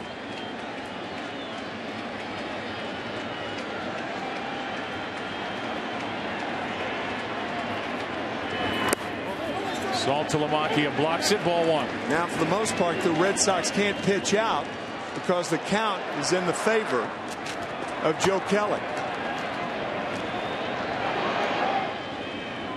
And you say pitch out looking for a squeeze. Right. Because if they're wrong, the count's 2 balls and no strikes to the pitcher.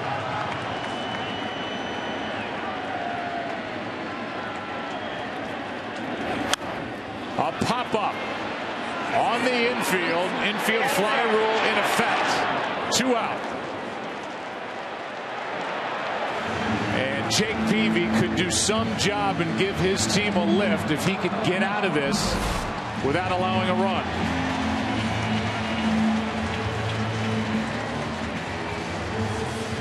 Now Saltalamacchia out to talk with Matt Carpenter coming up. Carpenter's 1 for 2.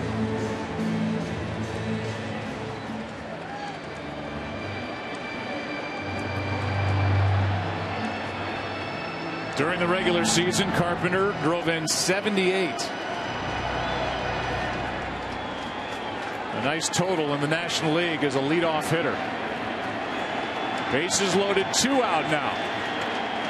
Peavy from the windup. He gets that luxury. And he finds strike 1.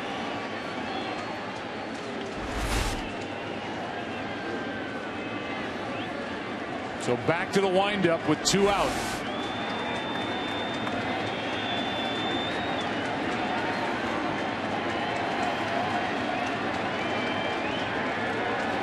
He shoots a glance toward Molina and misses inside. Ball 1 to Matt Carpenter.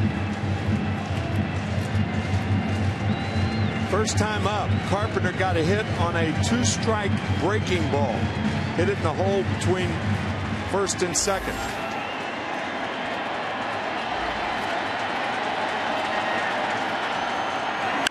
Popped up on the infield. It's through.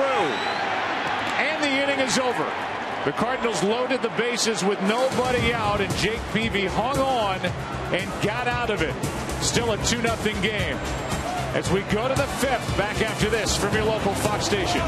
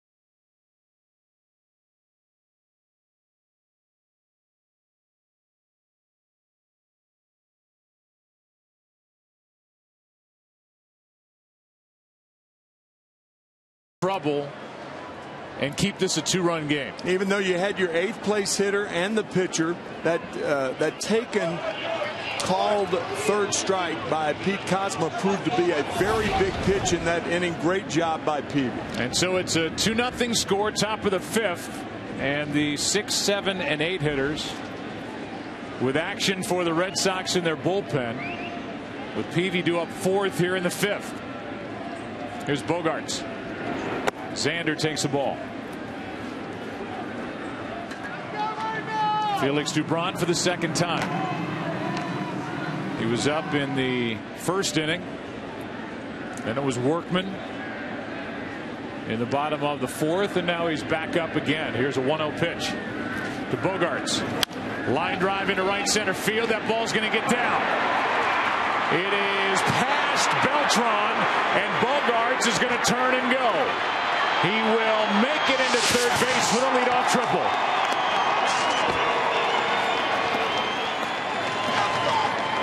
When a team doesn't score, bases loaded, nobody out, You can smell that momentum shift, and Bogaerts is doing that. Fastball out over the plate, and once this ball gets by Beltran, Bogaerts thinks third base.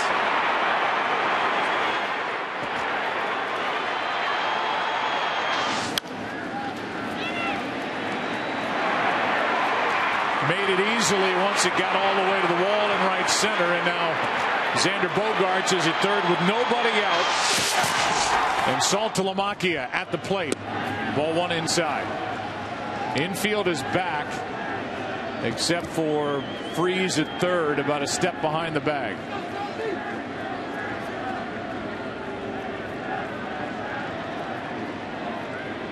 A chance for the Red Sox. Their best of the night. Ball 2-0.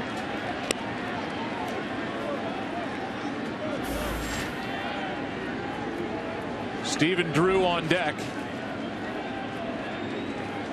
Right now it's Saltalamacchia, with Peavy having given his team a lift in the bottom of the fourth. Here's a 2-0. 3-0. Saltalamacchia, a good low ball pitcher.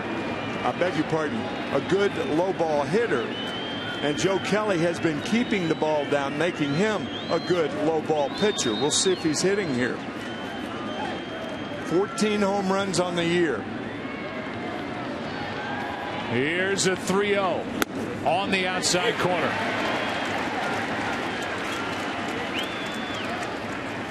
Left-handed hitting Mike Karp has got a bat in his hands in the dugout. Helmet on. Here's the next. Saltalamacchia out in front of it. Strike two. Kelly has struck out 4.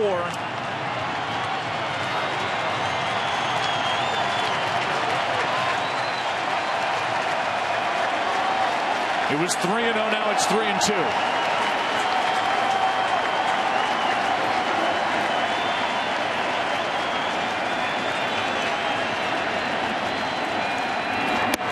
Walk to make it first and third. Nobody out here in the 5th inning, and that'll bring Derek Lilliquist, the Cardinal pitching coach, out of the dugout to talk to Kelly.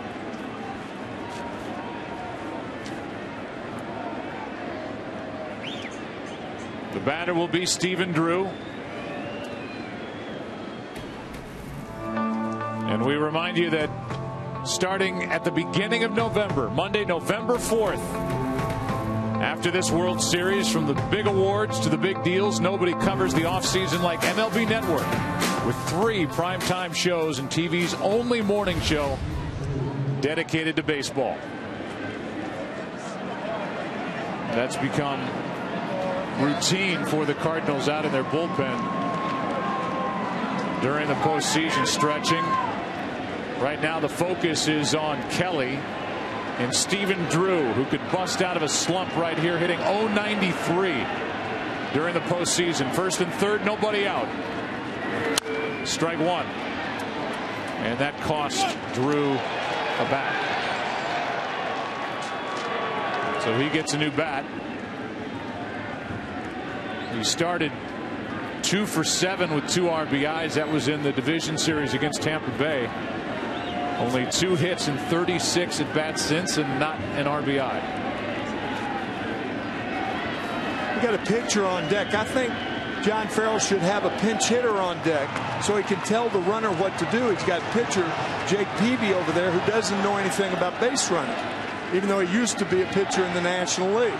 If you have Mike Karp out there, he could tell Bogaerts if he needs to slide or something like that. Here is an 0-1 pitch. Drew took ball 1. Just because you have a pinch hitter on deck doesn't mean you have to use the pinch hitter. And just because you have Peavy out there doesn't mean we're going to see Jake Peavy. No, that's right.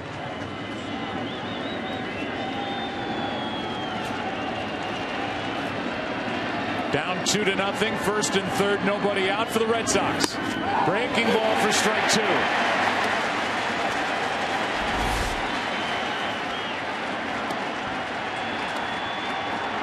Kelly got away with one there. That ball's low.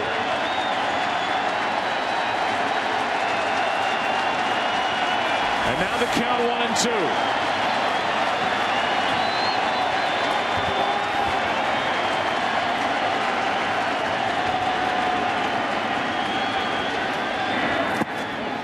Two and two.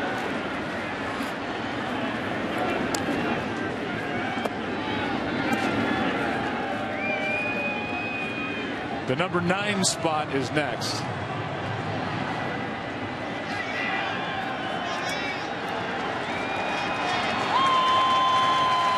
With runners at the corners, nobody out.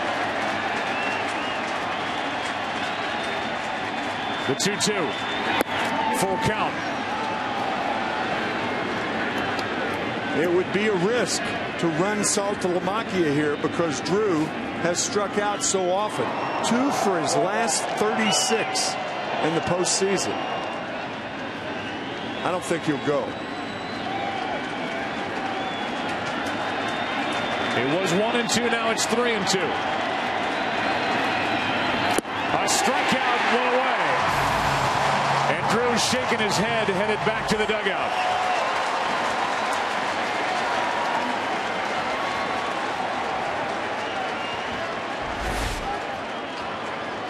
Fastball to get Drew.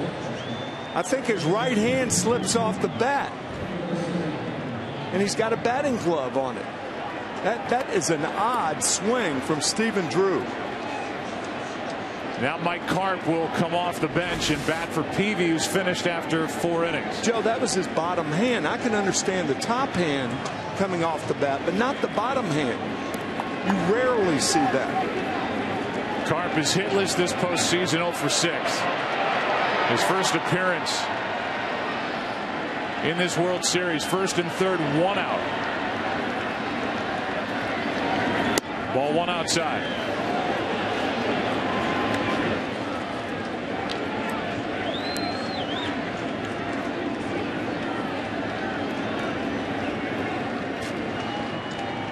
Now a double play ball gets Kelly out of trouble after Peavy got out of trouble in the bottom of the 4th. Here's a 1-0. 1 ball, 1 strike.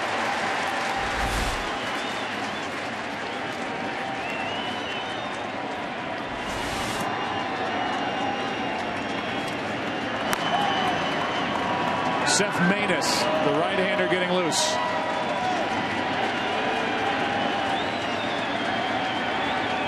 A 1-1 outside, 2-1.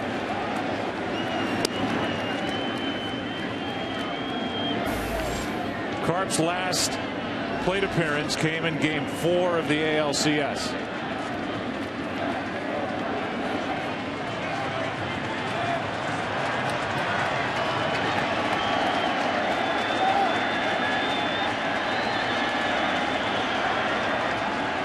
The 2-1. 3-1. Crowd booing, but that fastball's inside to Mike Karp.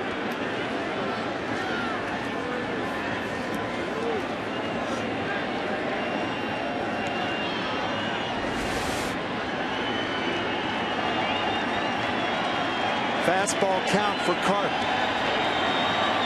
The count 3-1. 1 out. Chopper out at second, safe at first, and it's a 2-1 game.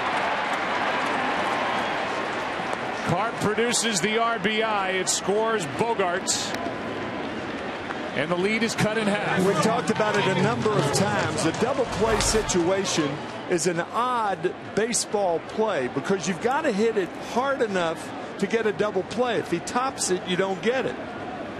So how do you entice a hitter? And that's what a pitcher's trying to do. Trying to entice him to hit it hard enough so you double up. Karp didn't do it, and Boston scores their first run. And now Jacoby Ellsbury, who's 1 for 2 on the night. Runner at first, Karp. 2 out now in the inning. And the leadoff triple by Bogaerts, the 21-year-old, got this thing started. And it's a 2-1 game.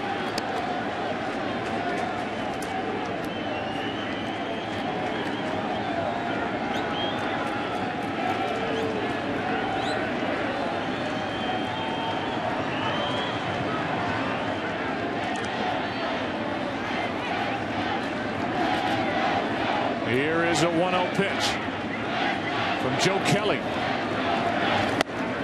On the outside corner, Kelly got the call this time, 1-1.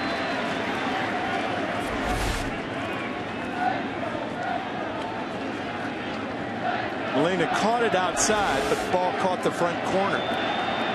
Idea once again of that tailing fastball from Kelly. Dubron will take over in the bottom of the inning.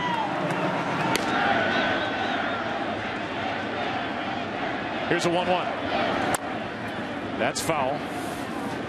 Strike two. I think the Boston Red Sox are surprised at Joe Kelly's mastery of that sinking fastball. He has thrown very few four-seamers tonight. Stuck with that two-seamer going away from the left-handed hitter.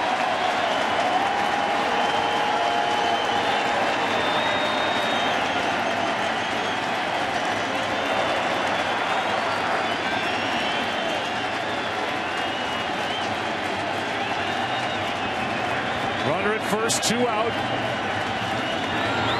Breaking ball, called ball 2. 2-2. Molina wants to talk to Kelly. He thinks Kelly's upset. That curveball looked like it went around the plate, and it did.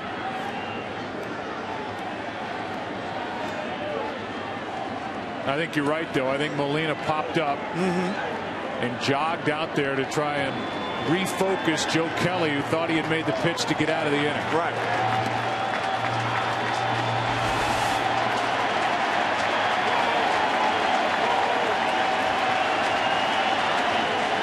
Ellsbury gets a piece. The at-bat continues as he just foul-tipped it.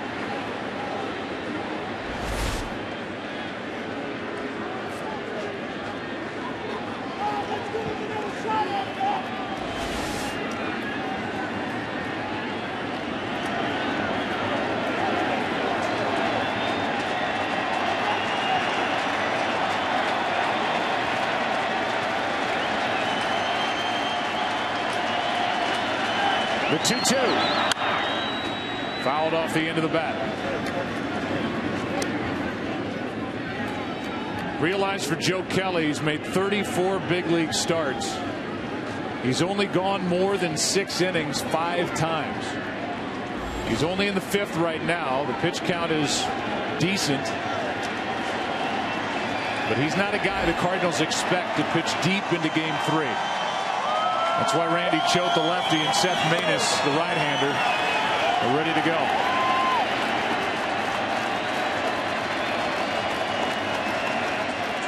The 2-2. Strikeout ends the inning.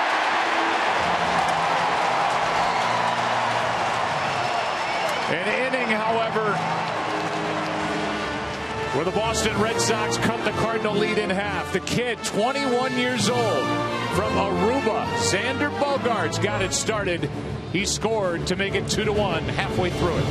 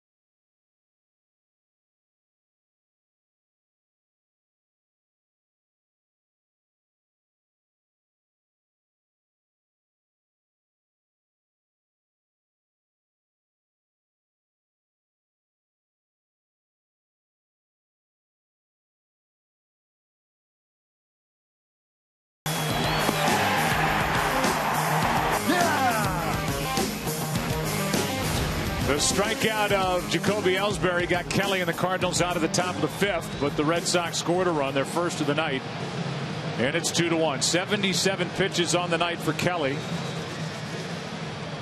Red Sox go to their bullpen. It's the left-hander Felix Doubront, who has not allowed a run in 2 1/3 innings pitched this postseason, and who had 29 appearances for the Red Sox this year, 27 of them as a starter, where he was 11-6 with an ERA of 3.87. Last appearance for Felix was Game 4 of the American League Championship Series against Detroit. No runs in 1 inning. Pitched the 8th in that Game 4. Doubront is a 25-year-old left-hander from Venezuela, and a big part of the future rotation plans for the Red Sox. 2, 3, and 4 hitters for St. Louis, up by 1. And Beltran pops the first pitch into shallow center. Ellsbury is there for the first out, and the batter will be Holiday. The World Series on Fox is sponsored by the all-new 2014 Chevy Silverado. Strong for all the roads ahead. Up above, aerial coverage of tonight's game is provided by DirecTV. If you call yourself a sports fan, you got to get DirecTV. Call 1-800-DirecTV. Here's Matt Holliday, who is 1 for 2.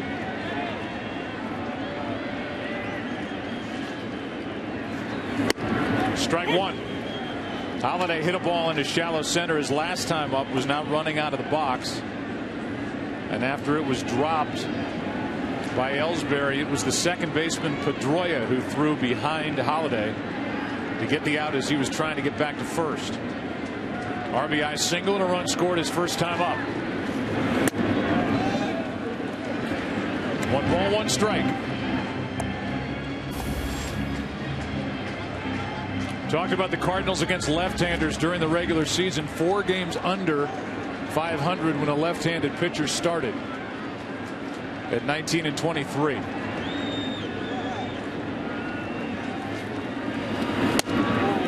That's strike 2. And you really have to credit Jake Peavy with hanging in there. Absolutely. After allowing 2 in the first, loading the bases with nobody out in the 4th. And he battled to keep it a 2-0 game. Now it's 2-1. Here's a 1-2 to Holiday from Felix Doubront.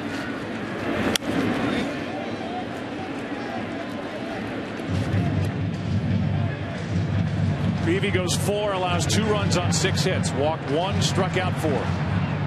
His biggest out was striking out Cosmo looking with the bases loaded, nobody out in the 4th. Then they got the pitcher Kelly on a pop-up. Same with Matt Carpenter at the plate, and he was out of trouble. Here's a 1-2.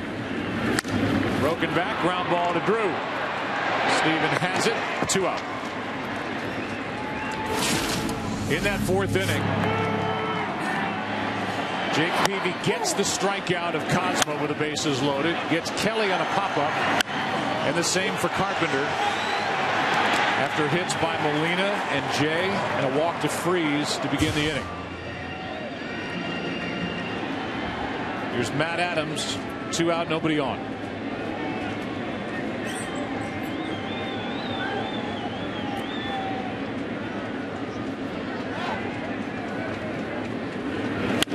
Hard hit into right. That's down and toward the corner. Adams will dig for 2, and as the ball gets away, he's still going to hold at second with a 2-out double.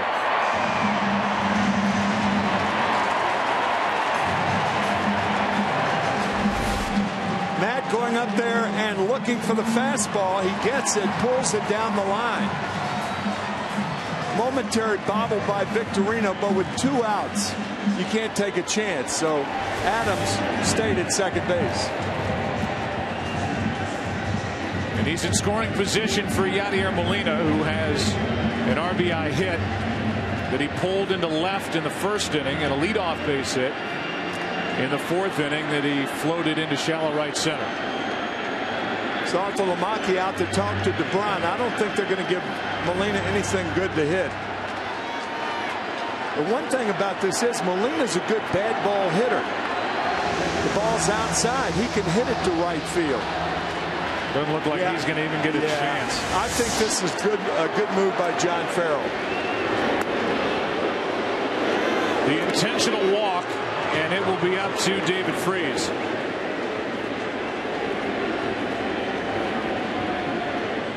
Here's ball 2. Molina has gone from a guy who Tony La Russa used to say, I don't care if he hits 0. He's going to catch for the Cardinals every day because of what he means to the pitching staff. At least better than that. Hit .319 during the regular season, drove home 80, hit 12 home runs. And he gets the walk to put 2 on with 2 out for David Freese. We talked about it the other day. It's so very tough. It's worth saying again. It's so very tough for a young catcher to improve his hitting because he rarely has time to improve his hitting. He's got to pay so much attention to his pitching staff. In spring training, as an example, the last thing they do in the late morning, early afternoon, they have a catcher go out there and hit in the cage because he's been catching the pitchers all day. So it's very difficult to improve your hitting like Molina has done, and he deserves a lot of credit. It's coming up on 9 o'clock here in St. Louis. A game summary. Series is tied at a game apiece. The Cardinals got 2 runs on 4 hits in the first. Xander Bogaerts, a leadoff triple, scored a run in the top of this inning. And Joe Kelly, the 25-year-old right-hander, has gotten through 5, allowed 1 run on just 2 hits. But it's a 1-run game. And it's David Freese up with 2 on, 2 out.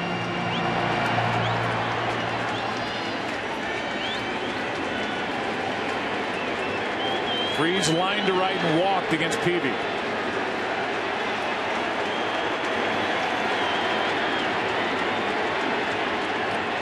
Hometown kid David Freese takes a ball in the dirt.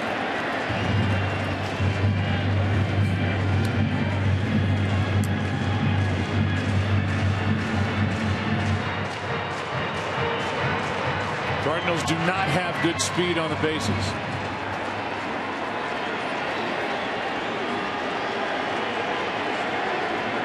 Adams, the lead runner, moves okay, but he's the big first baseman. As Freese waits for a 1-0. Strike 1. But with 2 outs and a 1-run lead on almost any ball hit to the outfield, Jose Oquendo will try to score Matt Adams.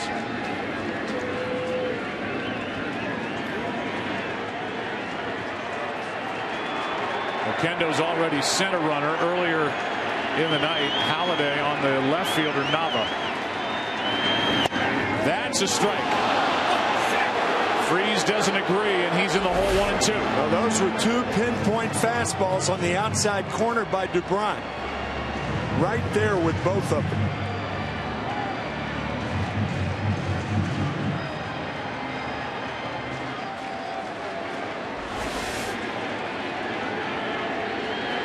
So what's it going to be from Felix Doubront with a count 1-2?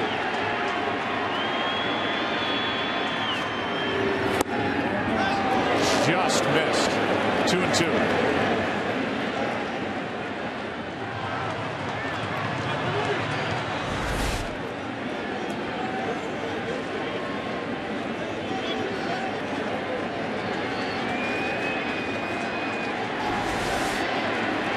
Cardinals got the call on that pitch.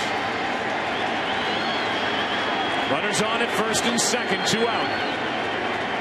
And the 2-2. Fouled away.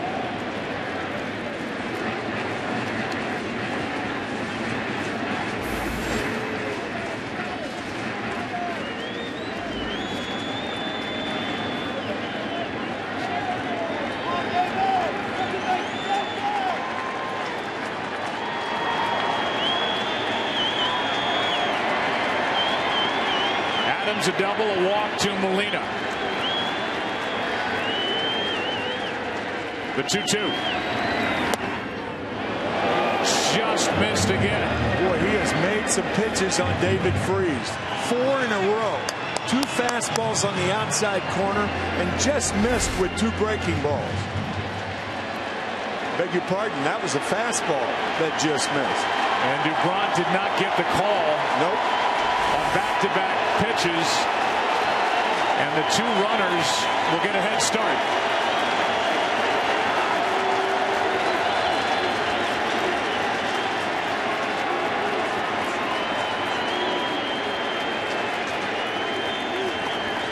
David Freese hits one into right, easy for Victorino, and Dubron comes in and pitches a scoreless 5th. We go to the 6th inning, game 3. Good game. St. Louis out in front, 2-1.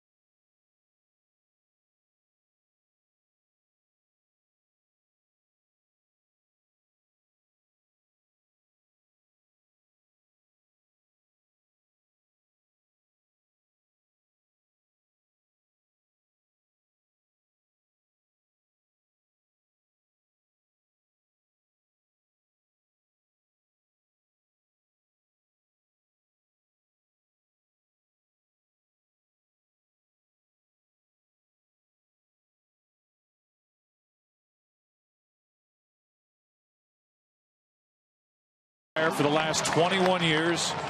He passed away suddenly on October 14th in his home state of Ohio. From left to right, his sister Rebecca, son Jason, daughter Lindsay, brother Chuck. And there's the patch on the right sleeve of the umpires in this World Series. And there's Wally Bell, who actually worked the postseason this year, the divisional round in the series between St. Louis and Pittsburgh. It was the first base umpire in this past All-Star game in New York. An All-Star game that was won by the American League, a game that was started by Max Scherzer. We saw the farewell, at least All-Star farewell, of Mariano Rivera that night at Citi Field. And because the American League won, as a strike is into Victorino from Joe Kelly, the American League, and in this case the Red Sox, have the home field advantage in this World Series. And that game started in the National League by the great young right-hander Matt Harvey, who is of the New York Mets, and he is undergoing Tommy John surgery, actually has already undergone it, and will miss the entire 2014 season. A big blow to the Mets franchise. That exciting right-hander. Oh, boy. A guy they'll be able to build around, though, going forward after missing next season. That changeup is swung on and missed by Victorino, and the count's 1-2. Kelly has used that pitch prudently. One of the biggest pitches of the night, the 3-2 changeup.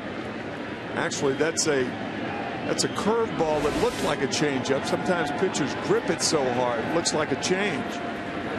Breaking ball misses inside, and the count 2-2. Victorino now, Pedroia on deck, and then Ortiz. And again, it's Choate and Manus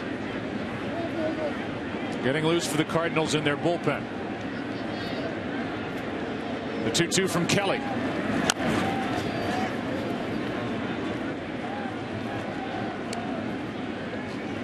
Victorino is 0 for 10 in this World Series. Choate's getting ready for Ortiz. Depending on the situation, Manus either for Pedroia, somebody after Ortiz and Nava. Bogart's lurking back there. Here's a 1-2 pitch. That bounces in. 2-2. Yeah, the last hit that Shane Victorino had was the grand slam home run off Jose Veras of the Tigers. And that, for the most part, put the Red Sox in the World Series. And it was on a curveball.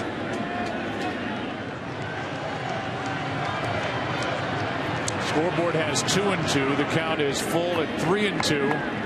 And it's a leadoff walk. And we'll see how much deeper into this game Mike Matheny wants to stick with his starter, Joe Kelly. One more hitter.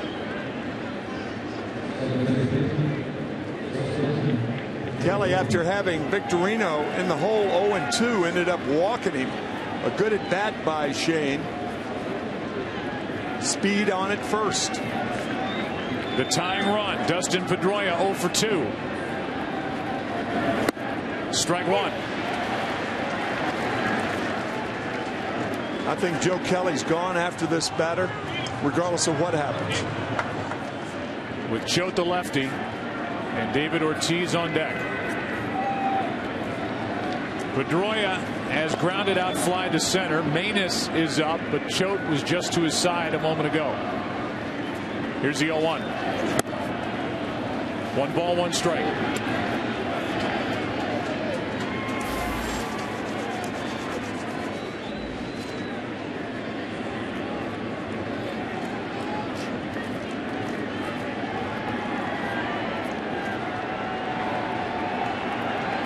Joe Kelly now has walked 3. He struck out 6. Pitching in the 6th is 1-1. Strike 2. Fastball was 98 in the first inning. It's calmed down to 94, 95 with his pitch count approaching 90. There's Choate. So he's back getting loose, and former Yankee left-hander now with the Cardinals is thinking about Ortiz. It's Joe Kelly thinking about Dustin Pedroia. The 1-2 pitch instead of check on Victorino.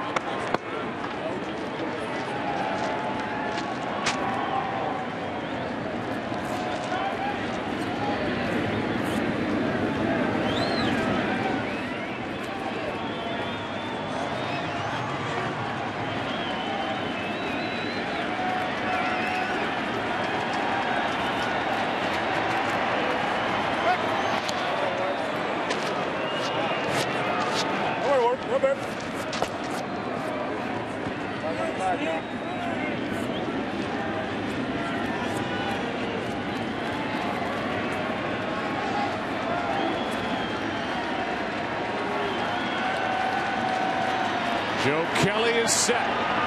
1-2 on Pedroia. And nicely played by Molina as that skipped in. Boy, that was a beauty right there. Players refer to those comically as 58-foot curveballs. They're very difficult to corral and block. Molina doesn't block it, he catches it. And he staggered to his feet and smiled down at Victorino, the runner at first. What a set of hands. He can really catch. 2-2 the count on Pedroia. That's caught by Freese, one away. And that loud out could likely be the last out recorded by Kelly. Dustin Pedroia looked down at David Freese as though to say, how can you be playing on the line with 2 strikes? I hit the ball in the fat part of the field. But Freese was right there. And that's it for Joe Kelly. Kelly appreciates the catch by Freese. Matheny takes the ball. Here comes Choate. Here comes Ortiz.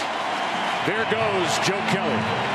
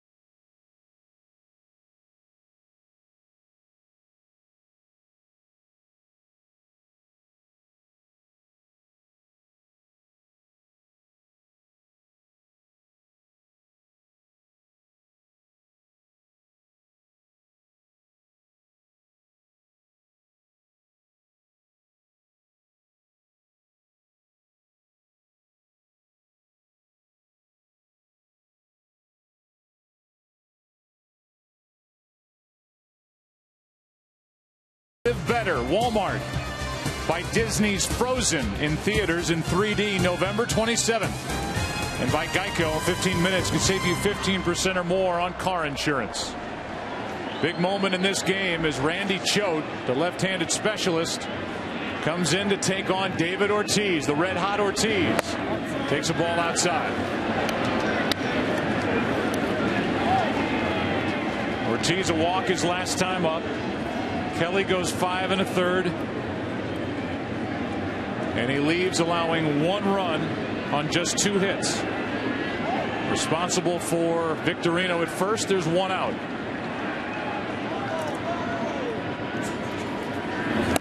That's on the outside corner, ball and a strike.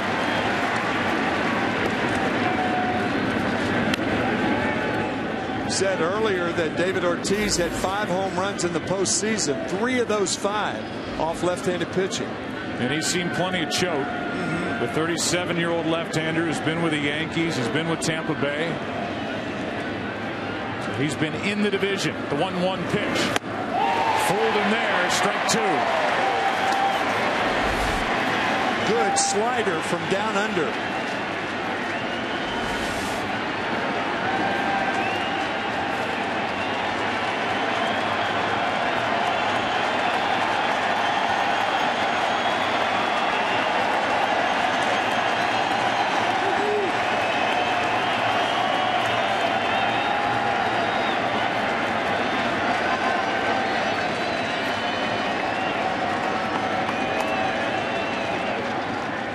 Victorino at first, and Choate steps off. You've got the switch hitting Nava on deck, and then Bogarts. Right-hander Manus still up in the Cardinal bullpen.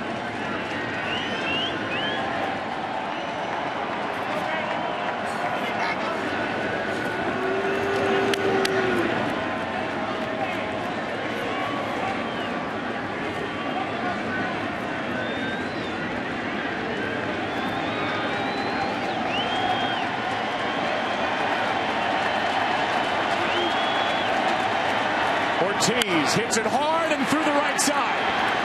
Turning and going to third is Victorino, and it's first and third with one out as Ortiz delivers against the left-hander Randy Choate.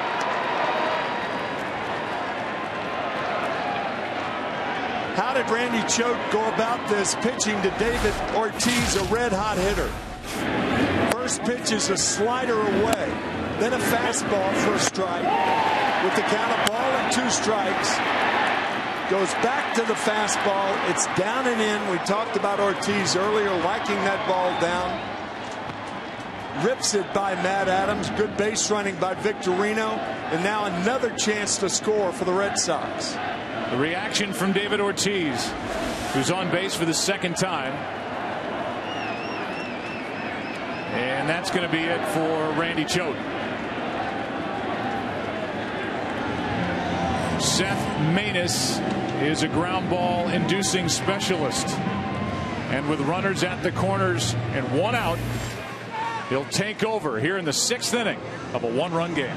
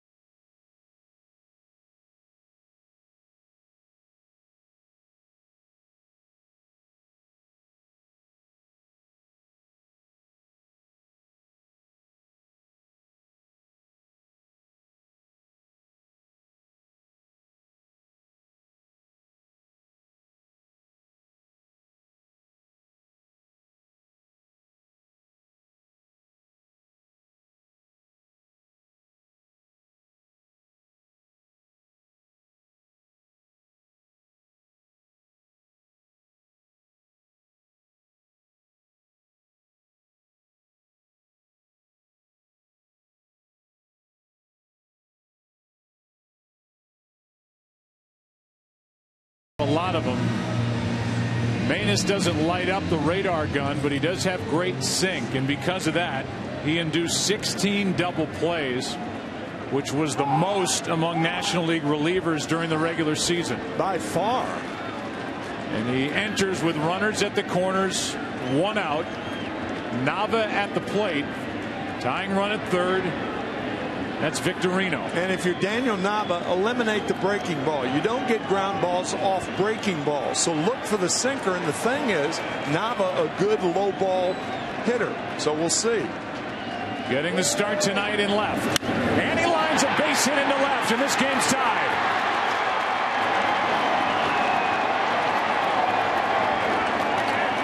Victorino, who started the inning with a walk, comes in to score on the base hit to left by Nava, who gets his first start of this World Series. Eliminating the breaking ball, looking for the fastball. Manus gets it up. Nava looking for it, rope to left field. Tie ball game.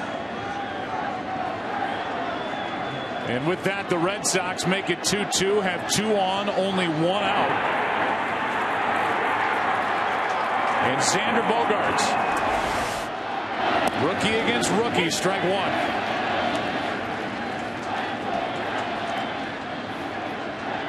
Lead runner is now Ortiz at second with Nava, the trail runner at first. He's just tied it. Here's the 0-1. 1 ball, 1 strike.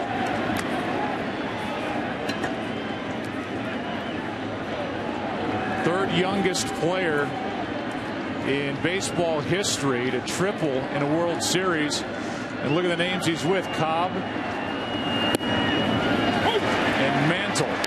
There's a strike in the count, 1-2. He tripled and scored his last time up. If you're in any category in the world with Cobb and Mantle, that's a good thing. Man. Runners at first and second, 1 out. A check swing. 2-2.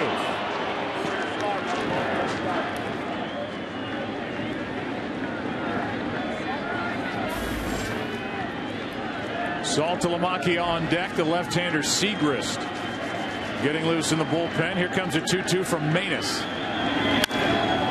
There's the second baseman. The flip. The double play. But the Red Sox have tied it. Daniel Nava gets the start tonight. And he delivers for John Farrell and the Red Sox. 2-2 after 5.5.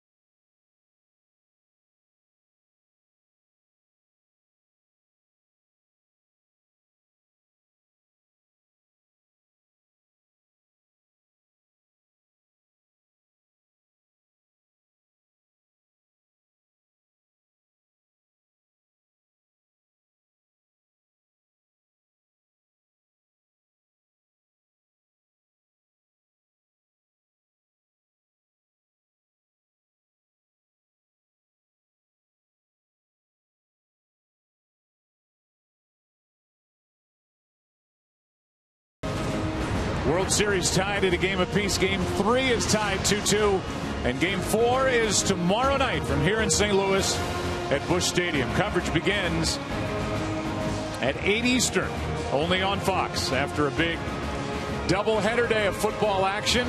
America's game of the week is the Washington Redskins at the Denver Broncos and Peyton Manning. And there's the pitching matchup. Clay Buchholz against Lance Lynn. Two right-handers will battle here tomorrow night. And in our meeting once again with John Farrell before the game, he said tonight is the thing. There's a lot of talk about Felix Doubront being like a co-starter with Clay Buchholz tomorrow. Erase that thought. We'll use him tonight if we think we can win, and it's a tie ball game here in the 6th. Bottom half, first up, John Jay.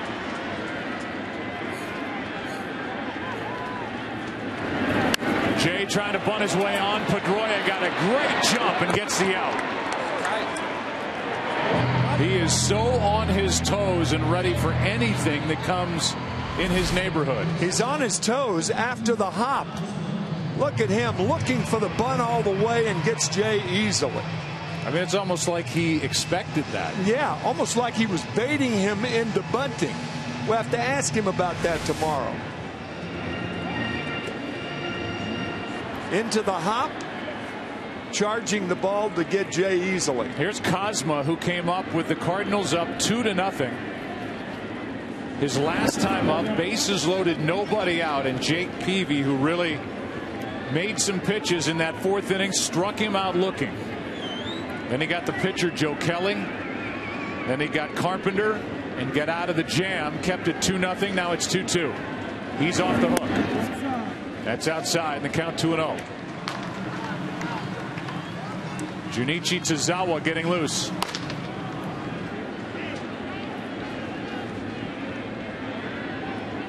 Shane Robinson in the on-deck circle with Segrist in the bullpen. Here's a high fly ball into left. Back is Nava in front of the track. 2 out. This is really good.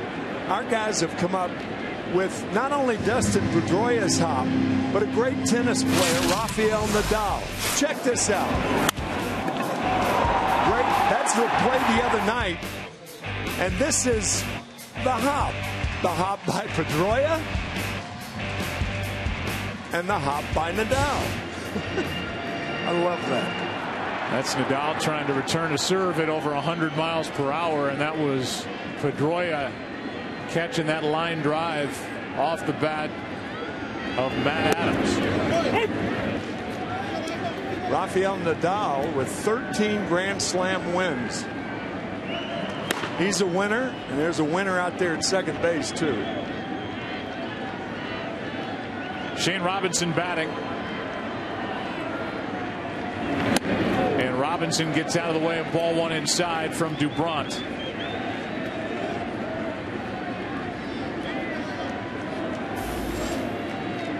On deck is Carpenter. The night for Manus is over. He goes 2/3 of an inning. Robinson pops it up right side. Pedroia sends us into the 7th inning of Game 3. We're tied 2-2. Back after this from your local Fox station.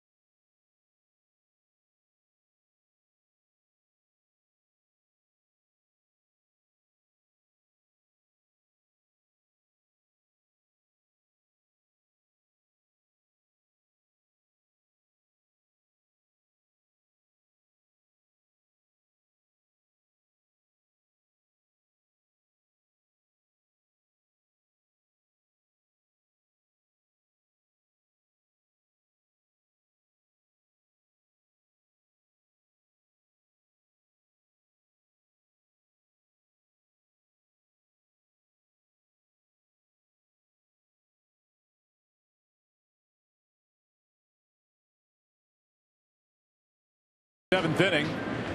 Ellsbury has a hit. Ortiz doesn't have an RBI, but a big base hit last inning to send the tying run to third. And Daniel Nava singled him home. That was Victorino, who had led off the inning with a walk. Now it's Kevin Segrist.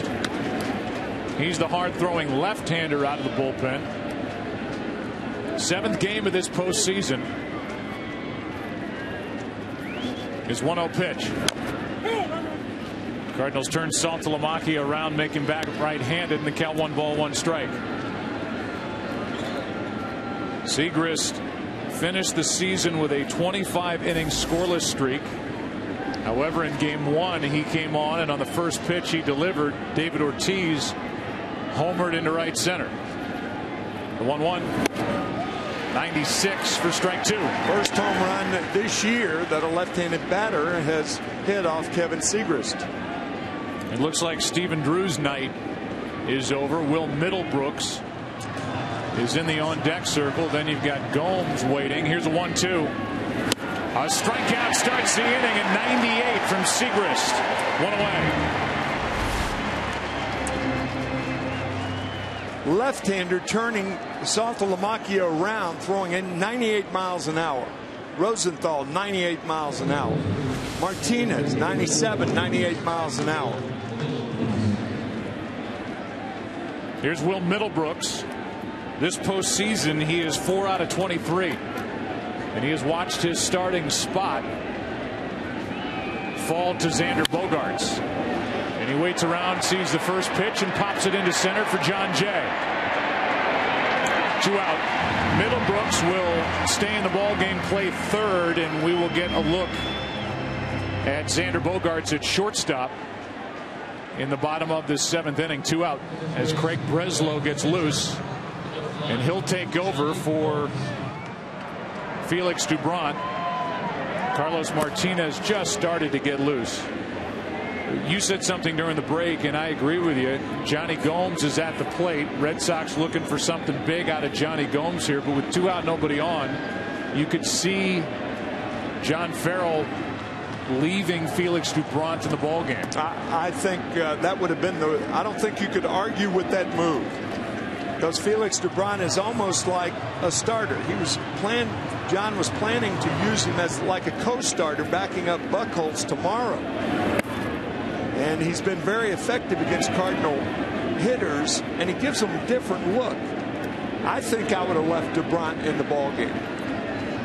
Red Sox and Farrell hoping for something big out of Gomes. The 1-0 pitch. Inside, 2-0. Gomes batting with 2 out, nobody on. During the regular season, hit 13 home runs. He is 0 for 7 in this World Series.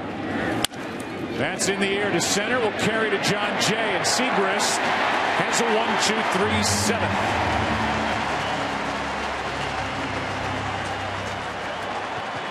And the Red Sox right now are left with just Napoli and Quentin Berry on their bench in a tie game in the 7th.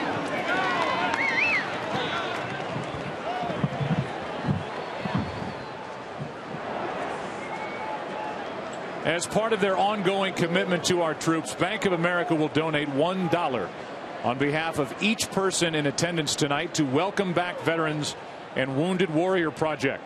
And now for the introduction of God Bless America, let's join public address announcer John Hewlett. Ladies and gentlemen, we now take a moment to sing God Bless America. We are led tonight by retired Navy Petty Officer First Class Generald Wilson.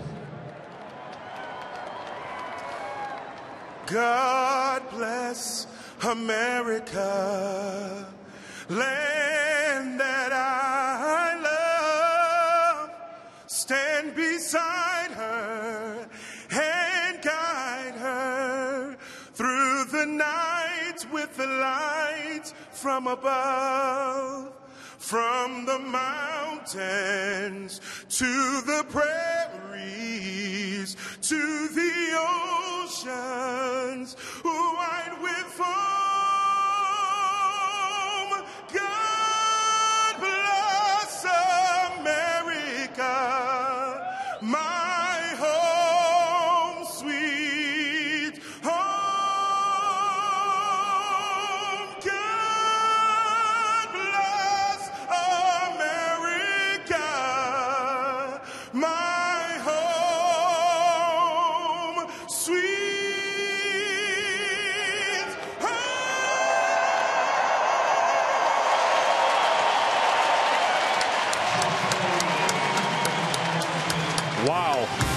It's great to have moments like these where we can thank our service members and veterans. Join Bank of America in support of our troops and share your gratitude for our troops at #TroopThanks. Into the bottom of the 7th in St. Louis, tied at 2.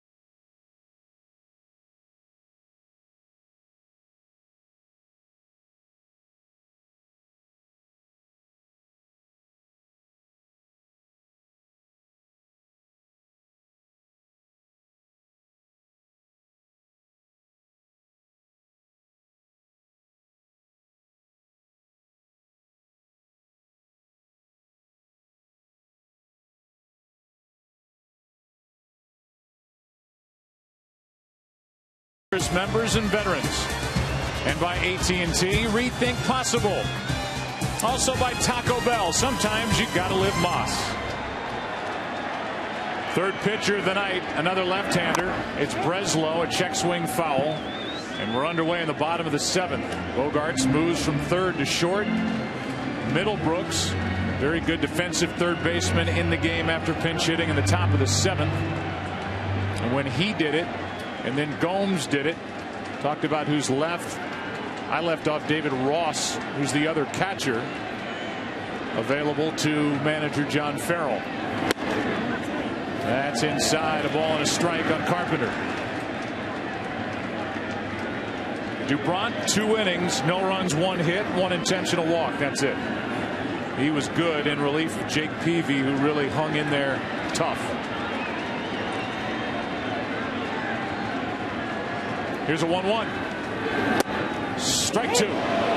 Breslow shaking off Saltalamacchia. I assume it was a breaking ball away that Salty wanted. Breslow wanted to come back with that inside fastball to Carpenter. He got the call. Breslow trying to bounce back from that appearance in Game 2 when he took over in the 7th. Check swing, ground ball left side. Bogaerts has to surround it. Too late. Gets away, but Carpenter will stay at first. There's just no way to defend against a check swing. Bogaerts' his first play. Short hop to Ortiz, can't make the play. And it's a base hit. Tough play for Bogaerts, tough play for Ortiz. It's an infield base hit. And it brings brings in Carlos Beltran. It's funny, had the Red Sox had a lead, David Ortiz wouldn't have been at first. Mike Napoli would have been at first. And Mike Napoli, we've seen him throughout the postseason make great pickups on balls thrown exactly like that. Looked like Carpenter had to play beat. Yeah, could have. Anyway. Yep. Didn't advance as the ball got away, and a ball then hits Beltran to put 2 on with nobody out. Just grazed him. And no argument from Saltalamacchia, the Red Sox catcher. And it got him on that guard on his left elbow. Beltran showing home plate umpire Dana DeMuth. And I'm surprised a bit that the Red Sox are not arguing that play, because Beltran made no attempt to get out of the way. It's always a tough call for an umpire. So a base hit on the infield, then a hit batsman on a ball that just touched that guard on the right elbow. And now with John Farrell coming out, Tazawa is going to come into the ball game with Holiday coming up.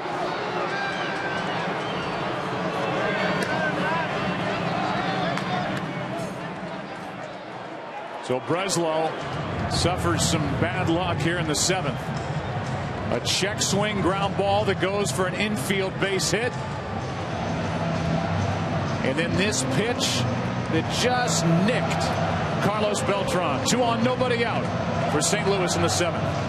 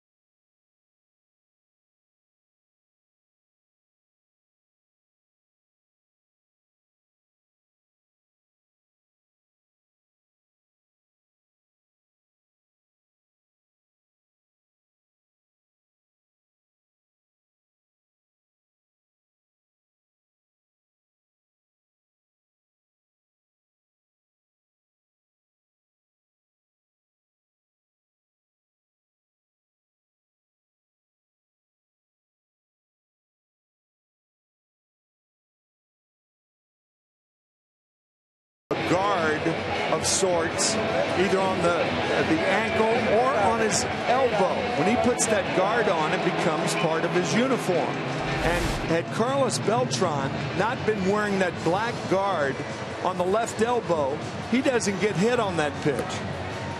He shows home plate umpire, and naturally Dana DeMuth has to say and give him first base, but now he doesn't have the guard on. It does 2 things, the guard. For the hitter, not only does it make you a little bit bigger in that situation, give more area for a pitch to hit, but it also makes you, I would imagine, a little more fearless. Yeah, oh, definitely. That's the biggest thing against wearing a guard, because if you get hit solidly, you don't feel it. But that was an instance where, because of the guard, the Cardinals had runners on at first and second instead of ball one on Beltran. And now Matt Holliday deals with Tazawa. The guard comes off when Beltran runs the bases. Time called as Holliday steps out. Tazawa has been part of this terrific bullpen for the Red Sox this postseason.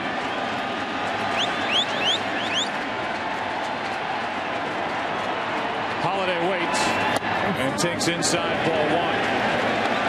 Tazawa induced only 2 ground ball double play balls in 68 regular season innings.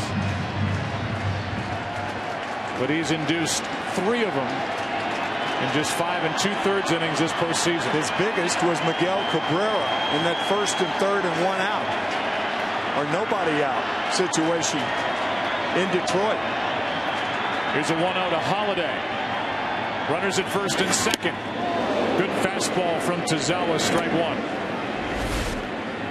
You can count on Tazawa throwing that pitch until he gets Holliday or Holliday gets him. He came right after Miguel Cabrera in the ALCS. Yes, sir.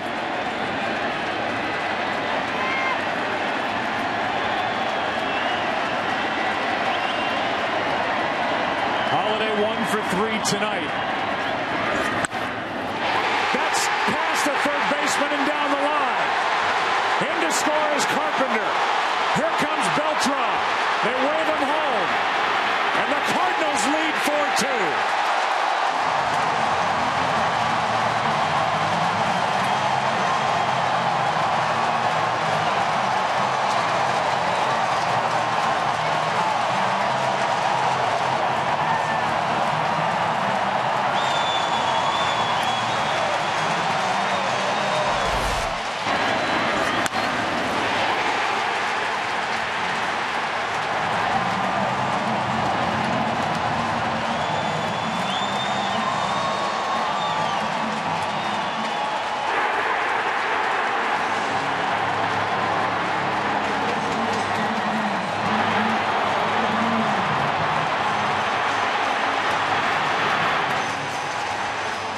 It's a 2-run double for Matt Holliday. Took third on the throw. He's got 3 RBIs tonight. Carpenter, who led off with that infield hit, scored, as did Beltran, who was hit by a pitch. Something happened out in left field. Yeah. As Nava was talking to the left field umpire and the crew chief, John Hirschbeck, after getting that ball back in. You know, Joe, when you think about it, that ball that Matt Holliday hit was out of the strike zone down around his ankles or mid-shin. Now Matt Adams with the infield in. Still nobody out. And Holliday at third. Ball 1 inside.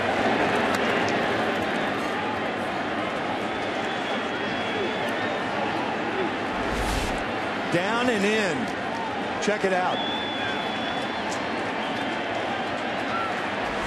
Got it under the glove of Middlebrooks and into left.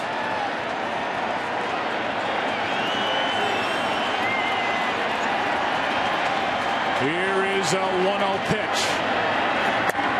2-0. In fairness to Will Middlebrooks, that's a tough play for somebody just coming into the ball game. Tested immediately, as was Bogarts at short.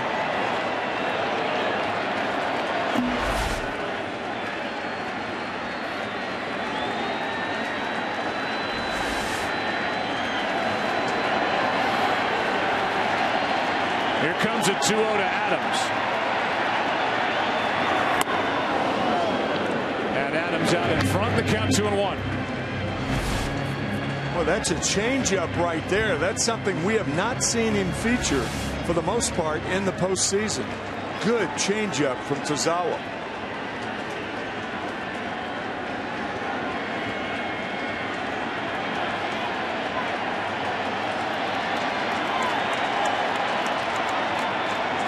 Here is a 2-1. 2-2. The runs are charged to Breslow, who faced 2 batters. The ball didn't leave the infield, but he left with 2 on and nobody out. Tazawa gave up the 2-run double.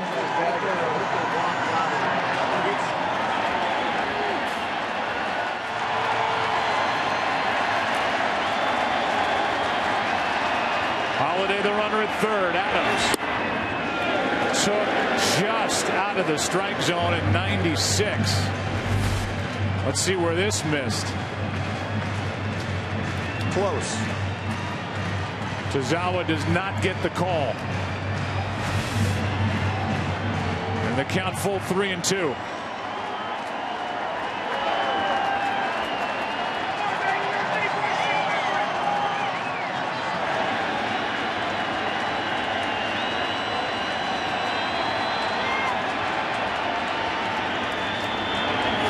A strikeout, 1 away. And a big one for Tazawa to get Adams. Goes upstairs to Matt Adams. We talked about it earlier. Adams telling us before the game that's where most National League pitchers try to pitch him. Very upset. Now it's Molina.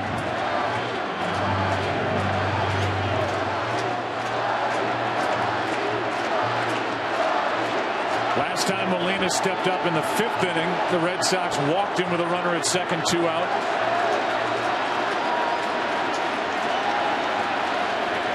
Infield is in. Blocked by Saltalamacchia.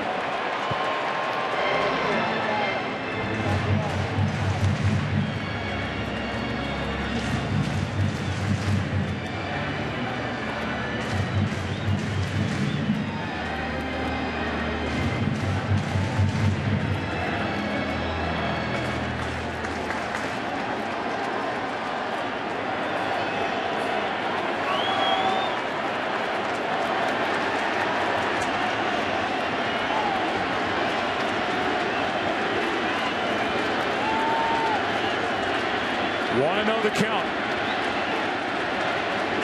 Molina waits. 1-1.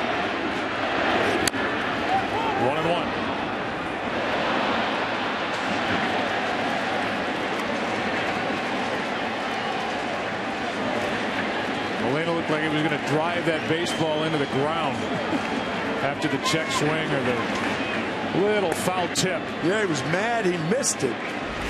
You don't see that too often. He wants to come here, boy. And he just flicked it away. Yeah. Waiting for a 1-1 pitch. Runner at third, 1 out. 2 runs home in the inning. Molina. Tazawa. Ball 2. On deck is Freeze.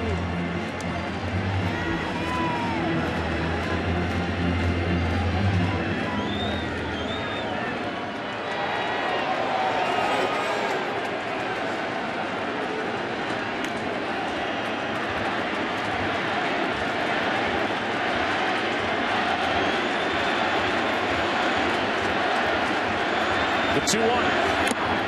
2-2. That was hittable right there. That first foul ball was a ball out of the strike zone. This one is in his wheelhouse, and he missed it. 2-seam fastball.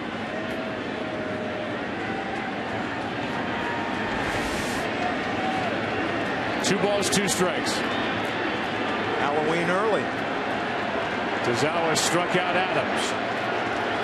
Looking for the same with Molina up.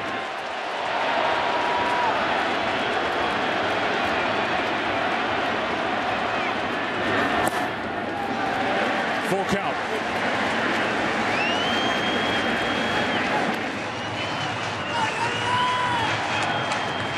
John Farrell's bullpen came into this game with an ERA of 1 this postseason. Dubront, 2 scoreless innings. Breslow did not retire a batter, allowed 2 to reach that both scored.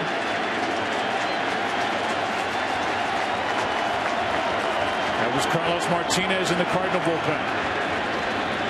Here's a 3-2. Struck him out. Got it by Molina. Up. 2 down.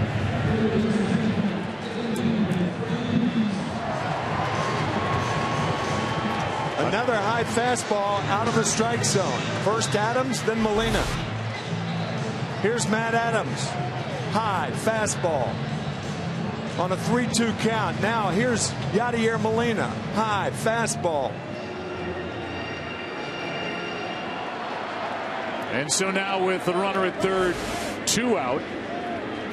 Holiday was there with nobody out. The batter's David Freese. Everybody backs up on the infield, and ball 1 misses up and away. Hitting just 178 this postseason. He's 8 for 45.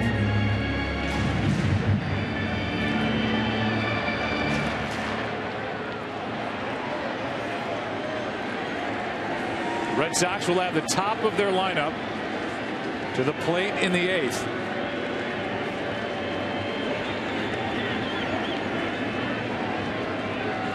Here's the 1-0. Left-handed hitting John Jay on deck.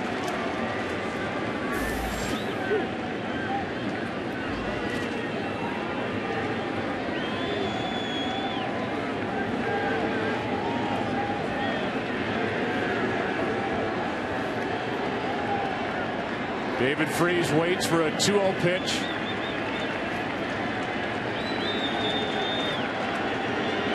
Holiday at third, 2 out. Tazawa gets strike 1.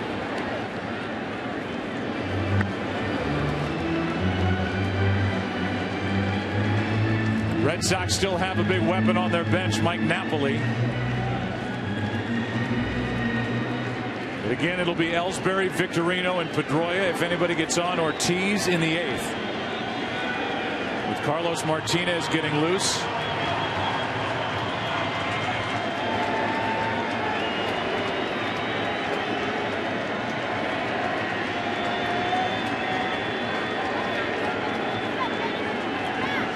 Here's a 2-1. 3-1 as that missed low.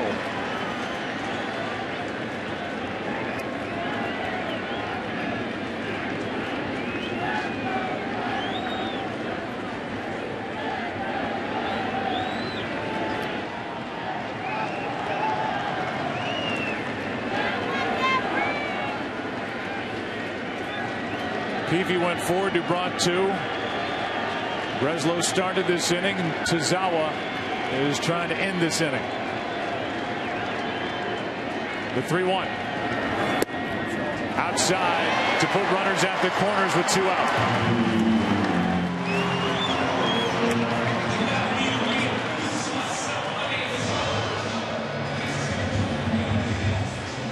So now with runners at the corners, it'll be John Jay. Just after 10 o'clock here in St. Louis. Matt Holliday has 2 hits, 3 RBIs tonight. With the Cardinals up 4-2 in the bottom of the 7th. Xander Bogaerts with a triple and a run in the 5th. And the Cardinals 4 for 12 with runners in scoring position. The big hit in this inning. With 2 on, nobody out. Under the glove of Will Middlebrooks just into the game. And into left for a 2-run double. Holiday taking third on the throw. And now Daniel Descalso will come off the bench and run for David Freese and take over at third base.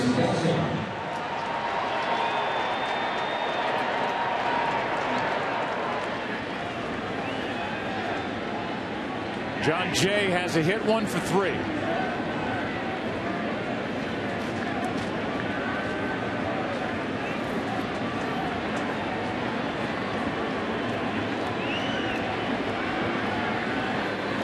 Ortiz holds against Descalso.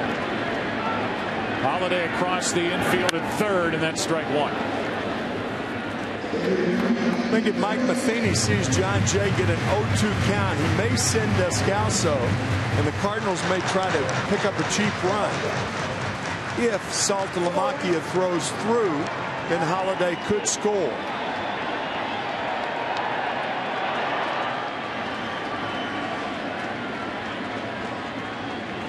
Playing on the inexperience of Bogarts at shortstop, who would be covering on the play.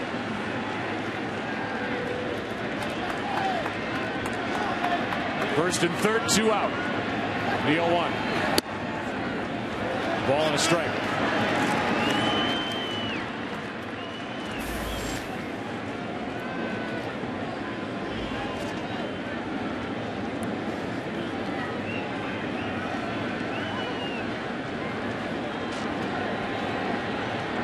Jay, a career .318 hitter in this park during the regular season. Postseason, however, 13 hits and 67 at bats, trying to plate another run. He's up on the count, 2-1.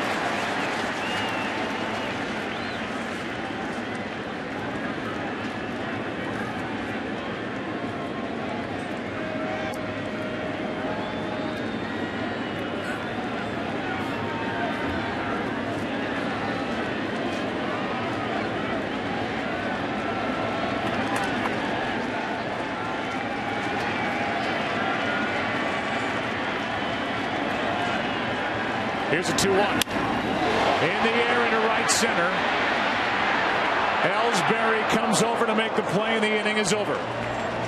But in the inning, it's a 2-run double by Matt Holliday, as Pearl Jam takes us out and sends us into the 8th from their new album Lightning Bolt. It's Pendulum. The pendulum has swung back in the direction of the Cardinals, up by 2.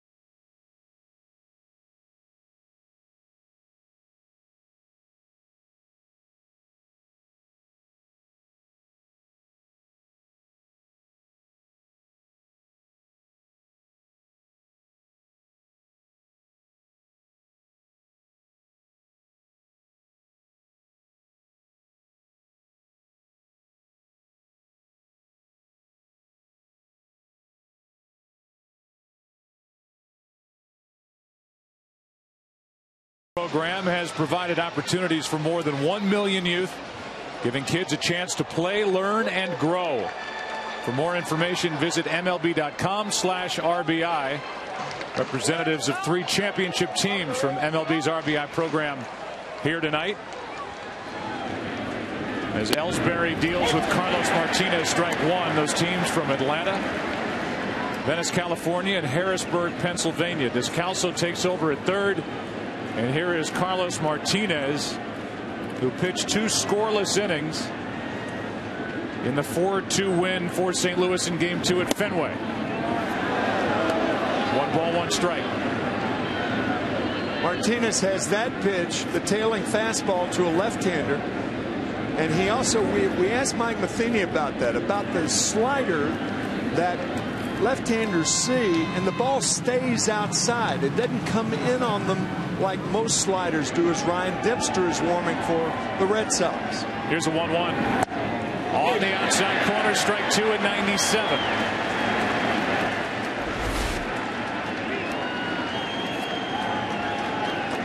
Ellsbury tonight 1 for 3 with a pair of strikeouts. Victorino, then Pedroia. Anybody gets on, David Ortiz. Here's a 1-2. 2-2.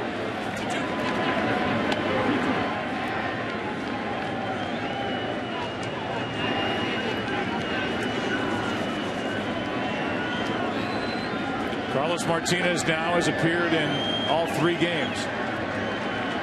But he looked different in Game 2 than he did in Game 1. And he sure did. Here's a 2-2.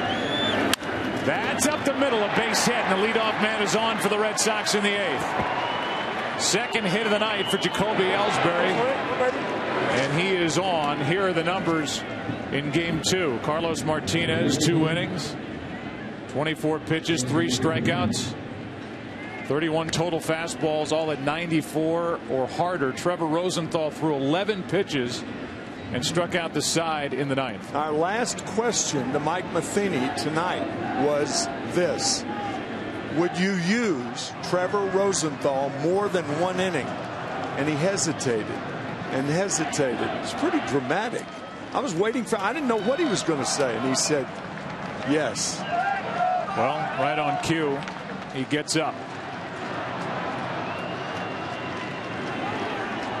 So Martinez gives up the leadoff hit. Victorino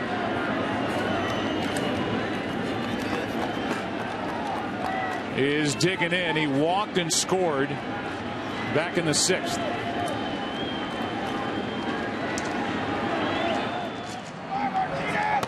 Molina going out and reminding the infielders that Victorino will bunt. He likes to push the ball towards second, particularly with the second baseman cheating towards second for the double play. Victorino hitless in this World Series, takes ball 1 low.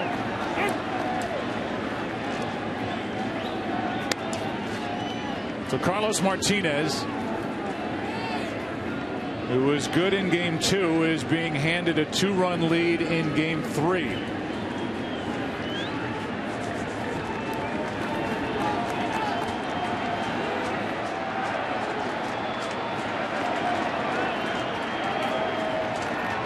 Here's a 1-0 pitch. In at the knees, a ball and a strike.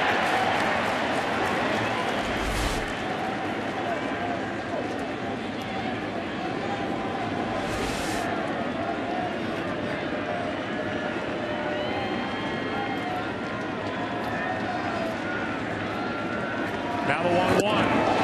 Fulton, strike 2.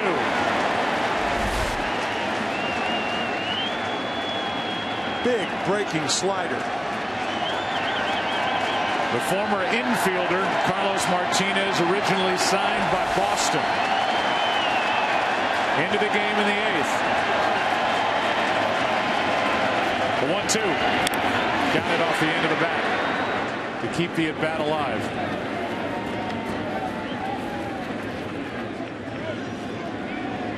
There was an issue with Carlos Martinez and a name change. Issues with his listed date of birth. The contract was voided. Then the Cardinals went to work trying to find the right documentation. They did and got him signed. The 1-2, and he's hit. Victorino is hit on the pitch by Carlos Martinez, and it's 2 on, nobody out. You know, that's the type slider we were talking about. Victorino hit 6 times now in the postseason. It backs up. He doesn't stay on top of it, and it has a tendency, instead of going away from the right-hander, to come inside. We noticed that the other night against left-handed hitters, and unfortunately for the Cardinals, it happens with Victorino up there, and Shane is hit yet again. 21 hit by pitches since early August. So they check on Victorino.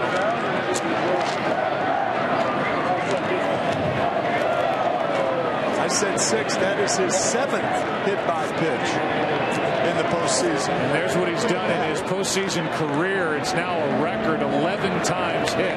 My goodness. And he is fearless at the plate. Meanwhile, Pedroia will be the batter with 2 on and nobody out. Last time up, Pedroia with 2 strikes on him, lines one down the third base line, and Pedroia looking out at David Freese saying, how can you be there? Well, Descalso's there now and playing in the same spot.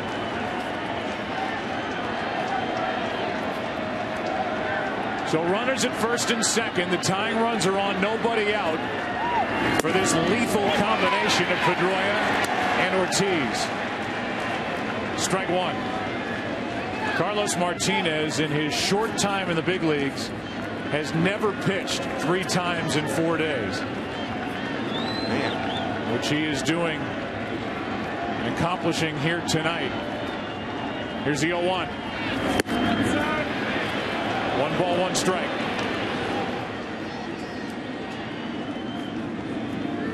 Rosenthal, the former 8th inning setup reliever for Edward Mujica. Now he's evolved into the closer, and this job belongs to Martinez. Runners at first and second, nobody out, and Molina is going to go talk. The 22-year-old who, in his first save opportunity, got a visit from Yadier Molina. And Molina was right in his face, trying to get him to focus on the job at hand. There's no need to do that here. World Series Game 3, 2-run lead, 2 on, nobody out.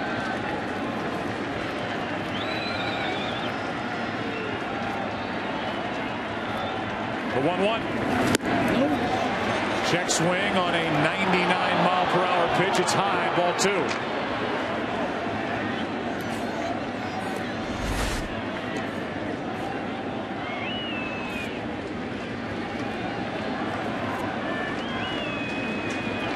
Pedroia held up.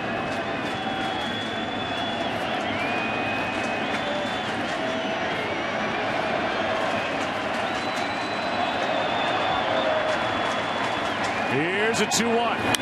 2-2.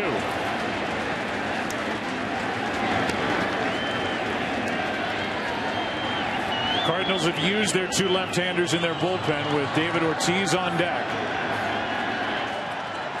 It'll either be an at-bat against Martinez or Rosenthal. Right now it's Pedroia with a count of 2-2.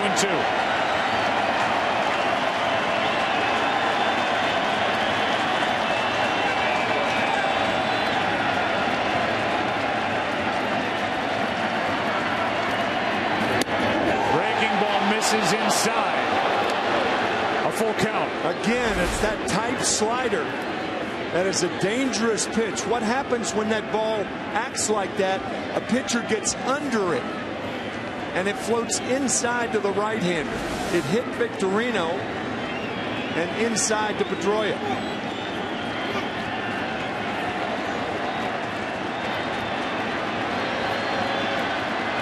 Runners may be moving here. Speed on the bases. Here comes a 3-2 pitch. Runners are going, and a broken back ground ball. Out at first, but by starting the runners, they advance into second and third, and a base hit could tie it.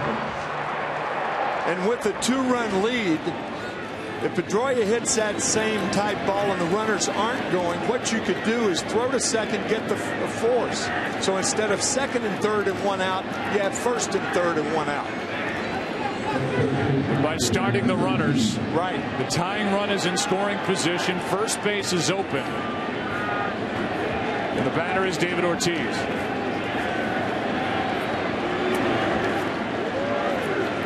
They're going to walk David Ortiz. Molina reminded Carlos Martinez to make sure he comes set before delivering these pitches out of the strike zone on the intentional walk. And the bases will be loaded with Nava coming up. The rule of thumb is you don't walk the winning run on base intentionally.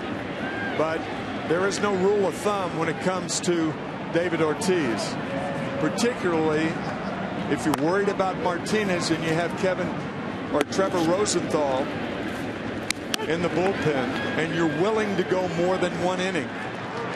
We'll see.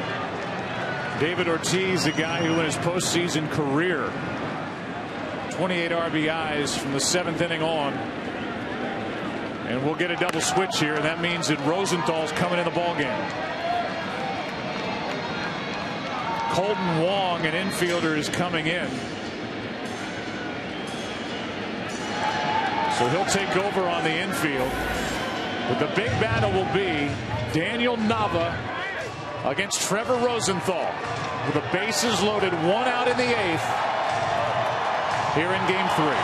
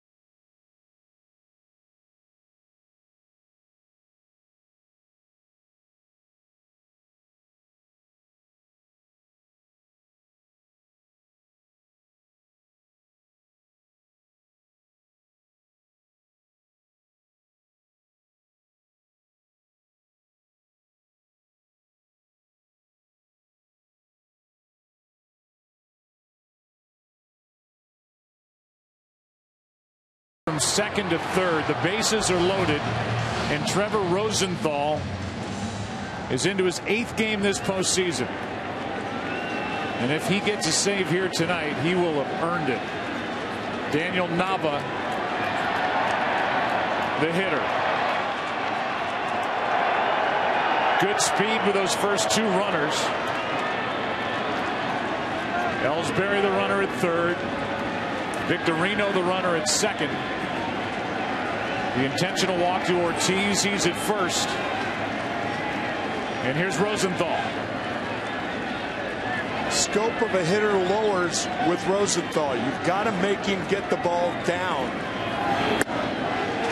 Strike one. If he elevates, you're not going to catch up to it. Nava with an RBI base hit his last time up to tie the game in the 6th. Cardinals regained their 2-run lead in the 7th. Here's the 0-1. Way late, strike 2. 99 from Rosenthal.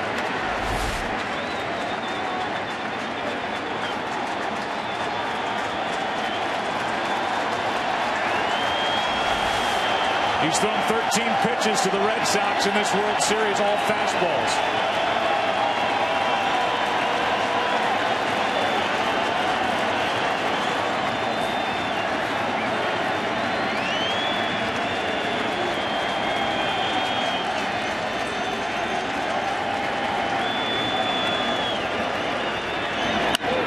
That's to Wong.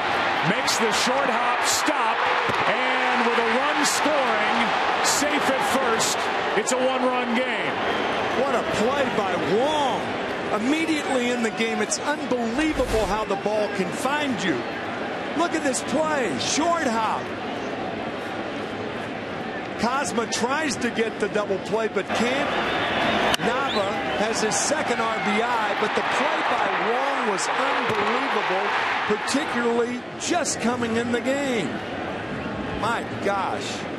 He's a first-round pick out of Hawaii. He was called up in mid-August, and that's the most important ground ball he's fielded in his life.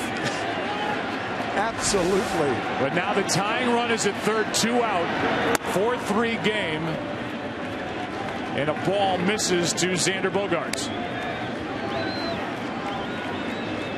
Ellsbury scored on the force out at second.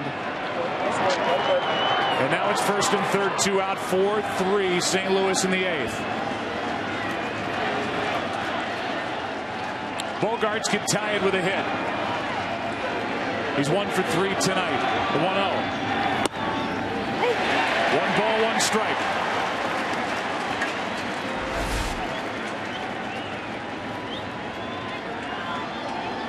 That's the pitch that's hittable from Rosenthal. That ball right around the knees. But again, if he elevates it, no chance to turn on it. Here's a 1-1. Chopper up the middle. Off the glove of Cosma, and the game's tied. Bogaerts has tied it in the 8th. And he got a ball around the knees. And he handled it. He got around on it. Top spin. Base hit, tie game. Nava took the turn and headed to third. And it's a 4-4 game.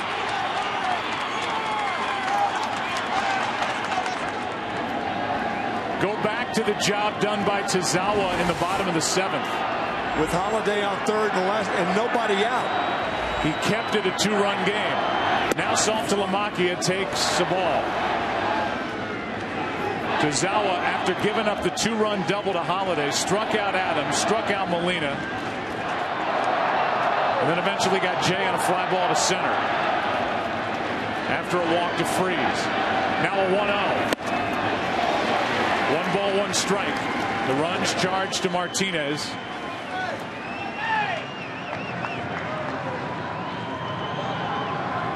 And this game is tied.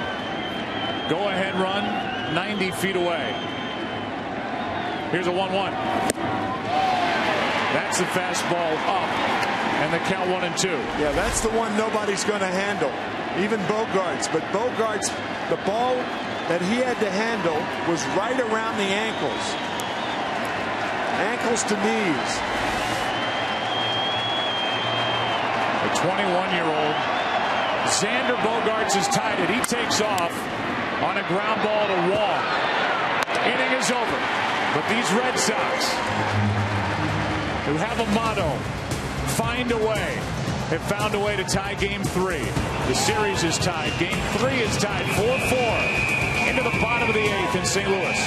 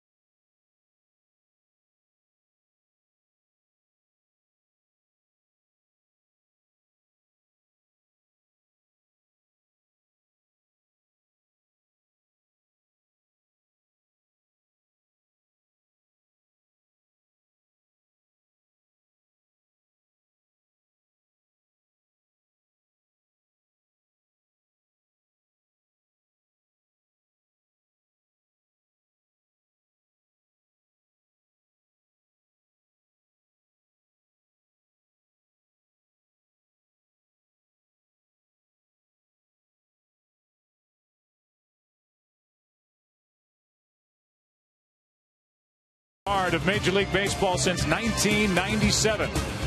Invite T-Mobile with global data coverage in over 100 countries at no extra charge. Aerial coverage of tonight's game provided by DirecTV. If you call yourself a sports fan, you got to get DirecTV. Call 1-800-DirecTV. How about this game, and how about, first of all, back to the play by Colton Wong. He got the one out. Cardinals couldn't turn the double play. And then Xander Bogaerts chops one up the middle to tie this game at 4.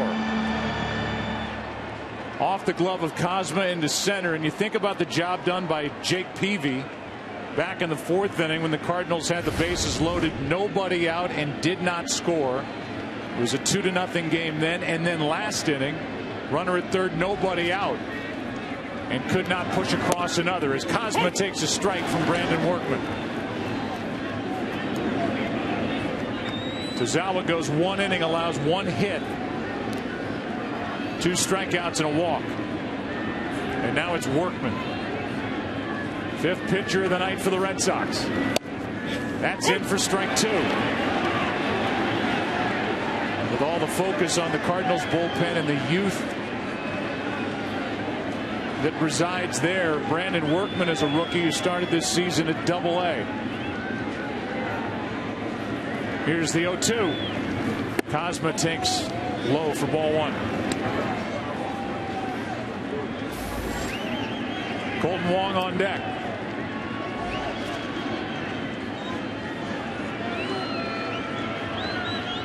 Kozma 0 for 7 in this World Series. Waiting for a 1-2. He hits one in the air to left. Back is Nava, well in front of the track. 1 out. This November, some cops are born, others are made. Get ready for the next evolution of cop drama.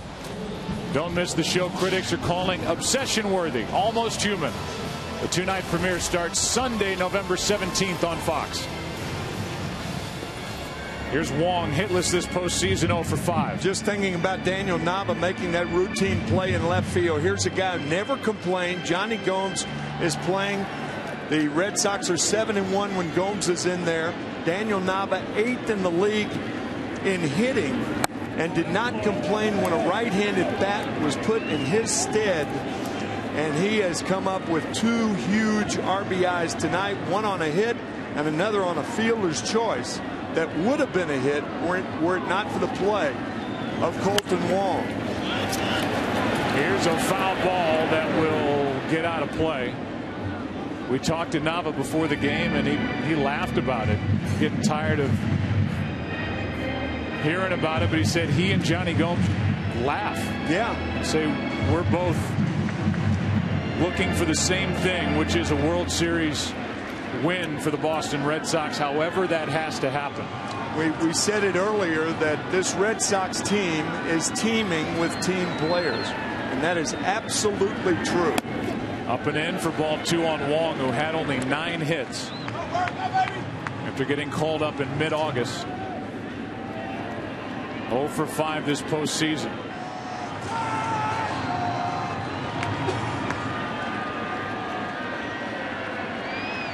Two and 1 the count. 1 out, nobody on. Wong can really run. He grounds one through the right side, a base hit. And he is a threat to steal. First postseason hit for Wong. Excuse me, Joe, that base hit from one Hawaiian to another. Wong to Victorino. And he can fly.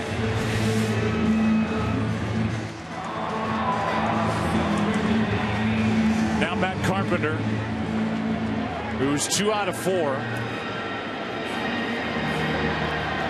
And we'll see how this at bat unfolds, and if Colton Wong has a chance to get a jump and run on Saltalamacchia, who allowed more stolen bases than any catcher in the big leagues this season.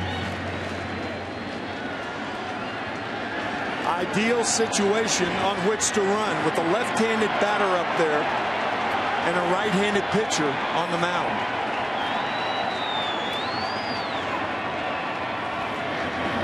Ball one. Wong is in the game, Tim, because Mike Matheny wanted to push Rosenthal's at bat as far away as he could. Sure. Having to come back at least in the top of the 9th inning. Workman with a very good move to first base, by the way, for a big man.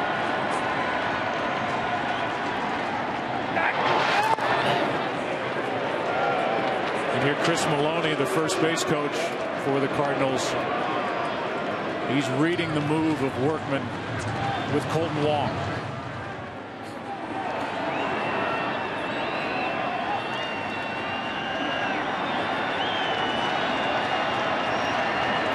Here comes a 1-0 pitch. There he goes. Pitch is popped up. And Wong has to retreat to first base, 2 out. Boy, he had that base stolen too. The thing about having a left-handed batter up there, you can't see the type jump he has at first base. You're left-handed. If you're a right-hander, you can see that, and you don't swing at that pitch. But Carpenter did, 2 out. And now it's Beltran.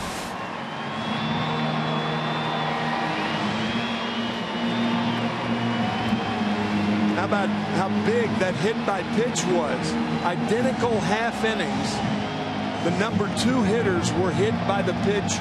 Both ended up scoring. Wong, by the way, was 20 of 21 stealing bases at AAA.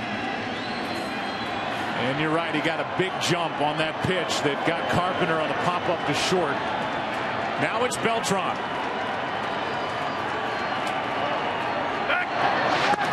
And a check on Wong. Carlos Beltran with 16 career postseason home runs. Playing in his first World Series.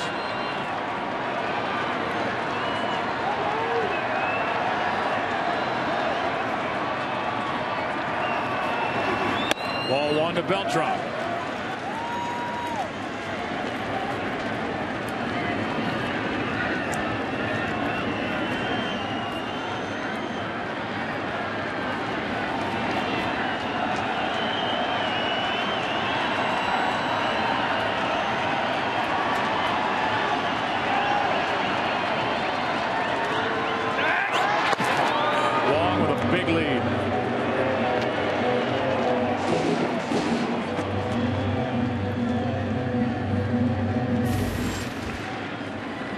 Holiday's had a big night. He's on deck. It's Workman and Beltran. In for strike 1. Outfield in a no doubles defense. From left to right, deeper than they would normally be. The strategy is to prevent the double and prevent Wong from scoring. Beltran takes it down and in.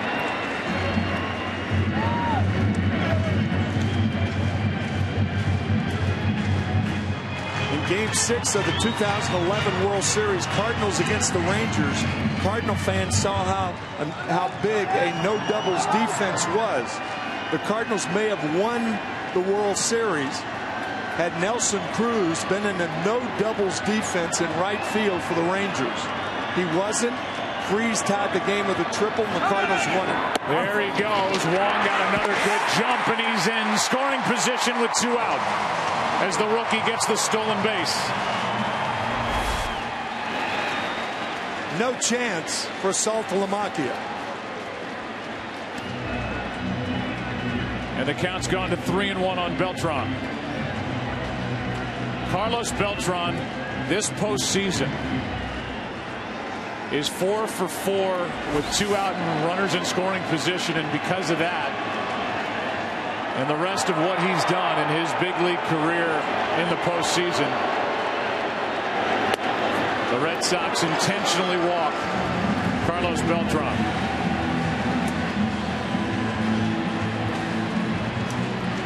And it's up to Matt Holliday.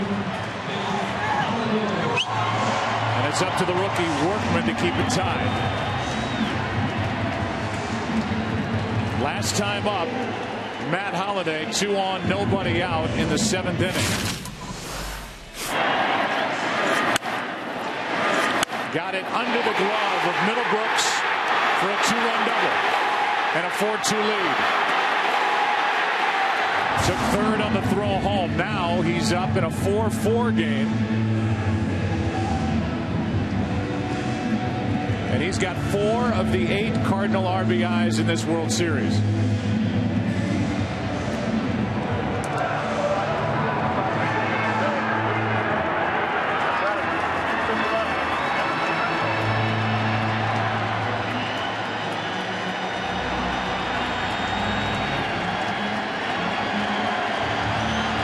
Now the Boston outfield moving in and playing regular depth.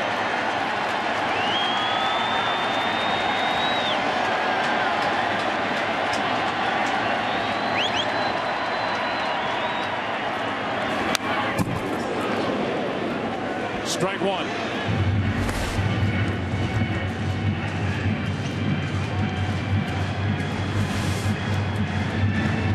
Asking the home plate umpire Dana DeMuth whether that was a ball or a strike. Foul ball makes it 0-1.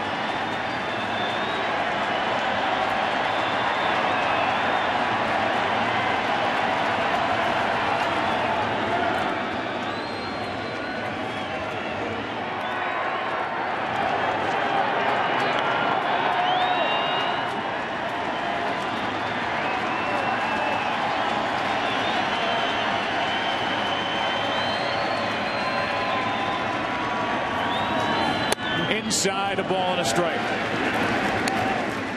Brandon Workman is a 25-year-old right-hander. Born in Arlington, Texas, and he split the first half of the season between AA and AAA. Settled in down the stretch at the big league level. He's been good this postseason. Here's his 1-1 pitch. Jammed him in a fly ball into left field for Nava. And that sends game 3 into the 9th inning, where the Red Sox and Cardinals tied 4-4.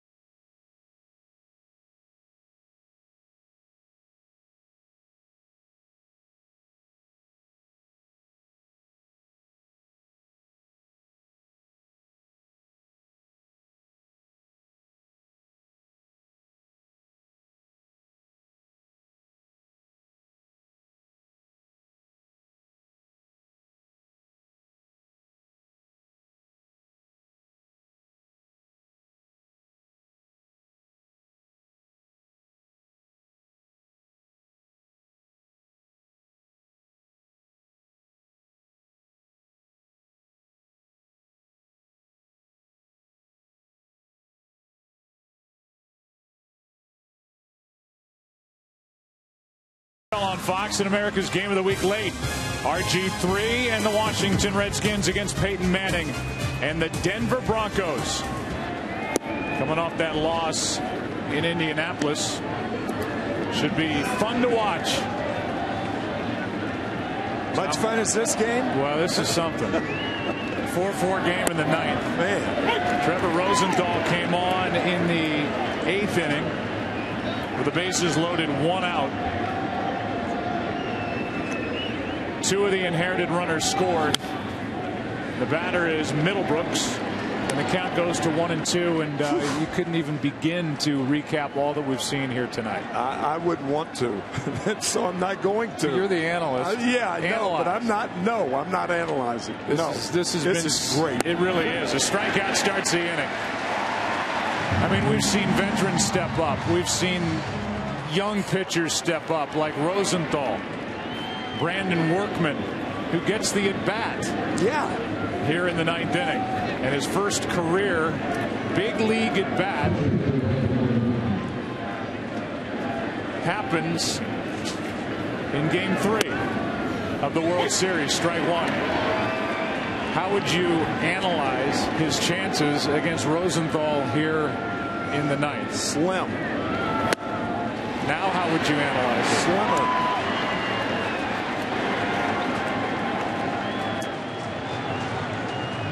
He's borrowed a batting helmet. Who knows whose bat that is? It doesn't matter. 2 out. He looks disappointed, but I don't know that he stood much of a chance walking in. The only thing you can say about this at bat, at least he didn't get hurt. And he's happy for that. He will go back out there for the 9th inning and deal with Adams. It's almost smiling. Almost. Adams, Molina, then a pinch hitter.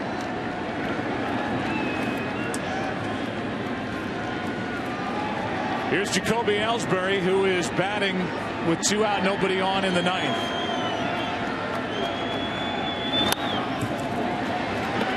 Rosenthal still throwing hard, 97. 0-1 the count. And his fastballs are up.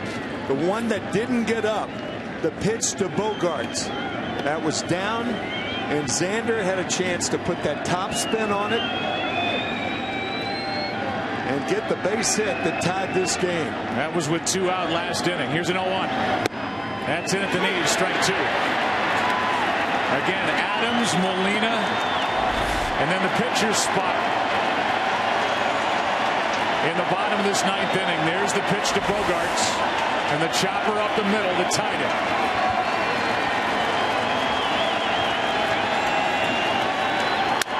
Broken bat. Matt Carpenter. A 1-2-3 9th inning for Trevor Rosenthal. Bottom of the 9th inning. Here in Game 3. Series tied. Ball game tied.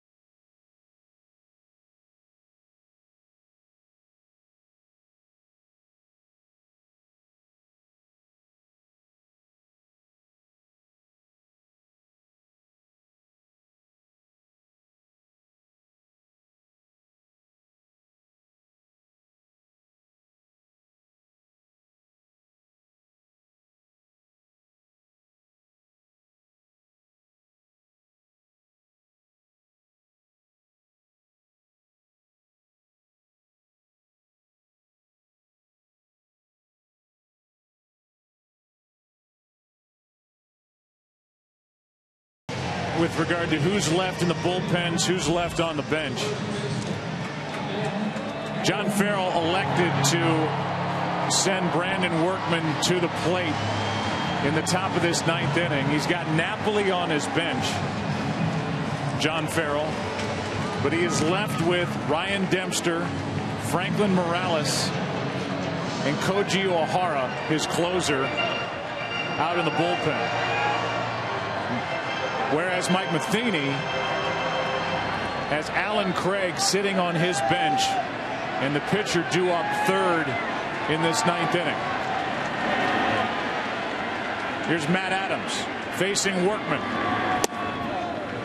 Ball 1 high. To O'Hara getting loose. Adams popped 17 home runs during the regular season, has 1 this postseason.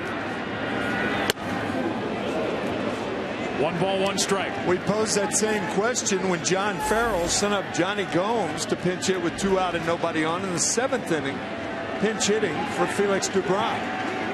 So we'll see what Matheny's going to do. Here's a 1-1. It's set up then a chain of events as John Axford gets loose, where John Farrell then went to Breslow, to Zawa, now Workman, and he's left with 3 guys in his pen. Here's a 1-2. That's out of play. Yeah, the reason we bring that up about Trevor Rosenthal is that he's only thrown 20 pitches, recording 5 outs, but only 20 pitches. So we'll see. Doubtful with Axford warming up.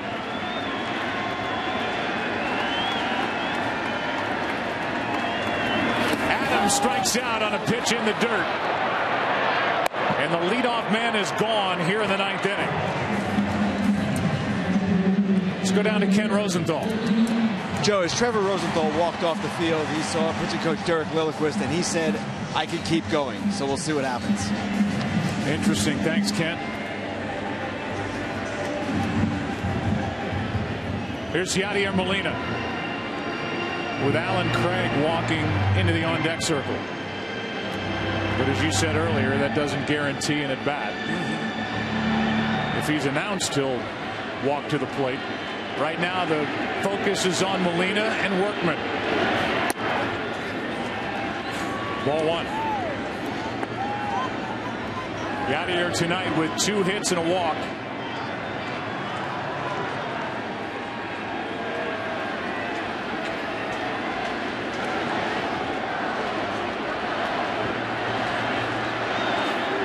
Home runs during the regular season for Molina.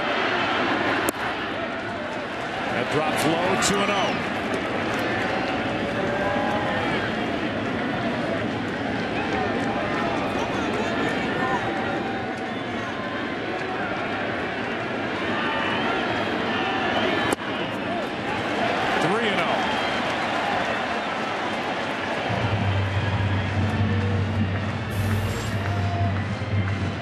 If Molina gets on, he most certainly will pinch hit Alan Craig for Rosenthal.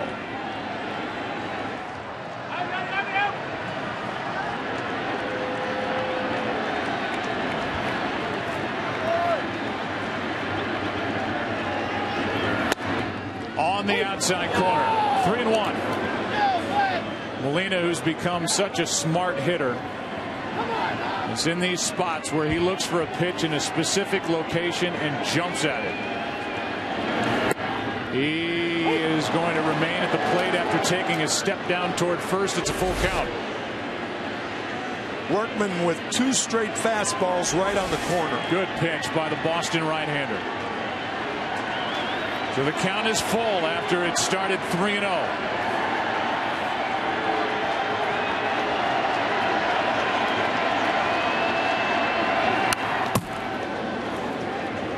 High fastball fouled back. Yeah, that was ball 4.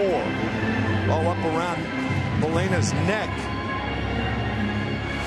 Inviting, but a ball.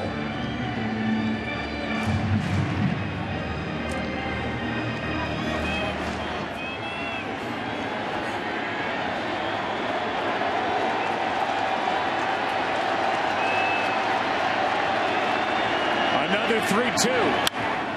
In the air to right center field. That ball is down for a base hit.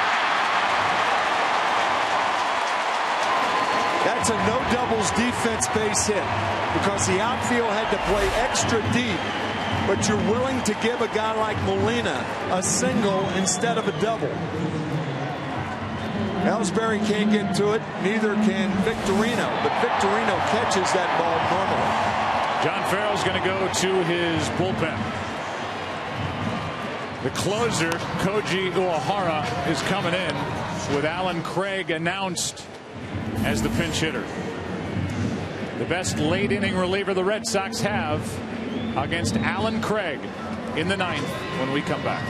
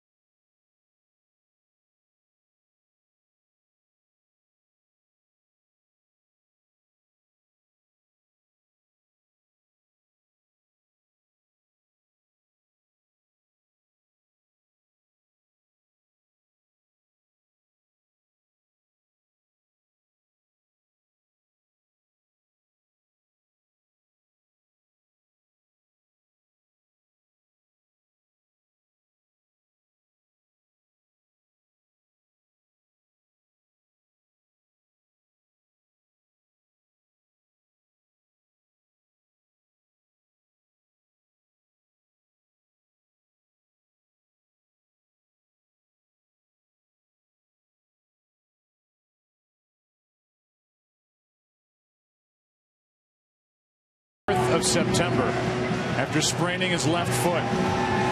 When he's right and healthy, he's a big-time run producer for the Cardinals. Koji Uehara takes over, and we have been singing the praises of Uehara certainly during the ALCS, really over the course of this entire postseason.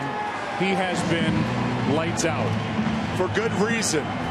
And to read what we've said about him before, he has allowed fewer base runners per inning than any pitcher in any season, any time. Alan Craig rips one into left.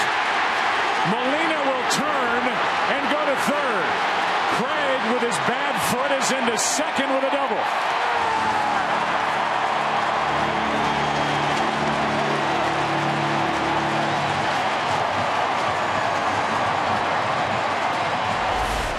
As soon as it's out of my mouth, he allows a double to Alan Craig. First pitch, looking for a fastball, getting it.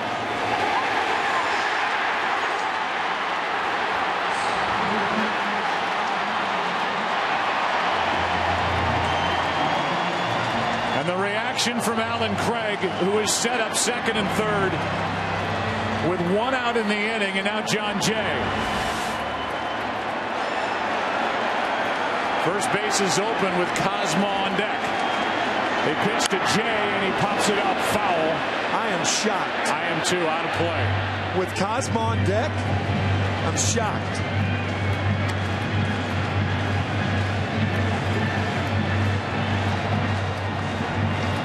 Cardinals really don't have anywhere else to go with their bench either. No, that's right.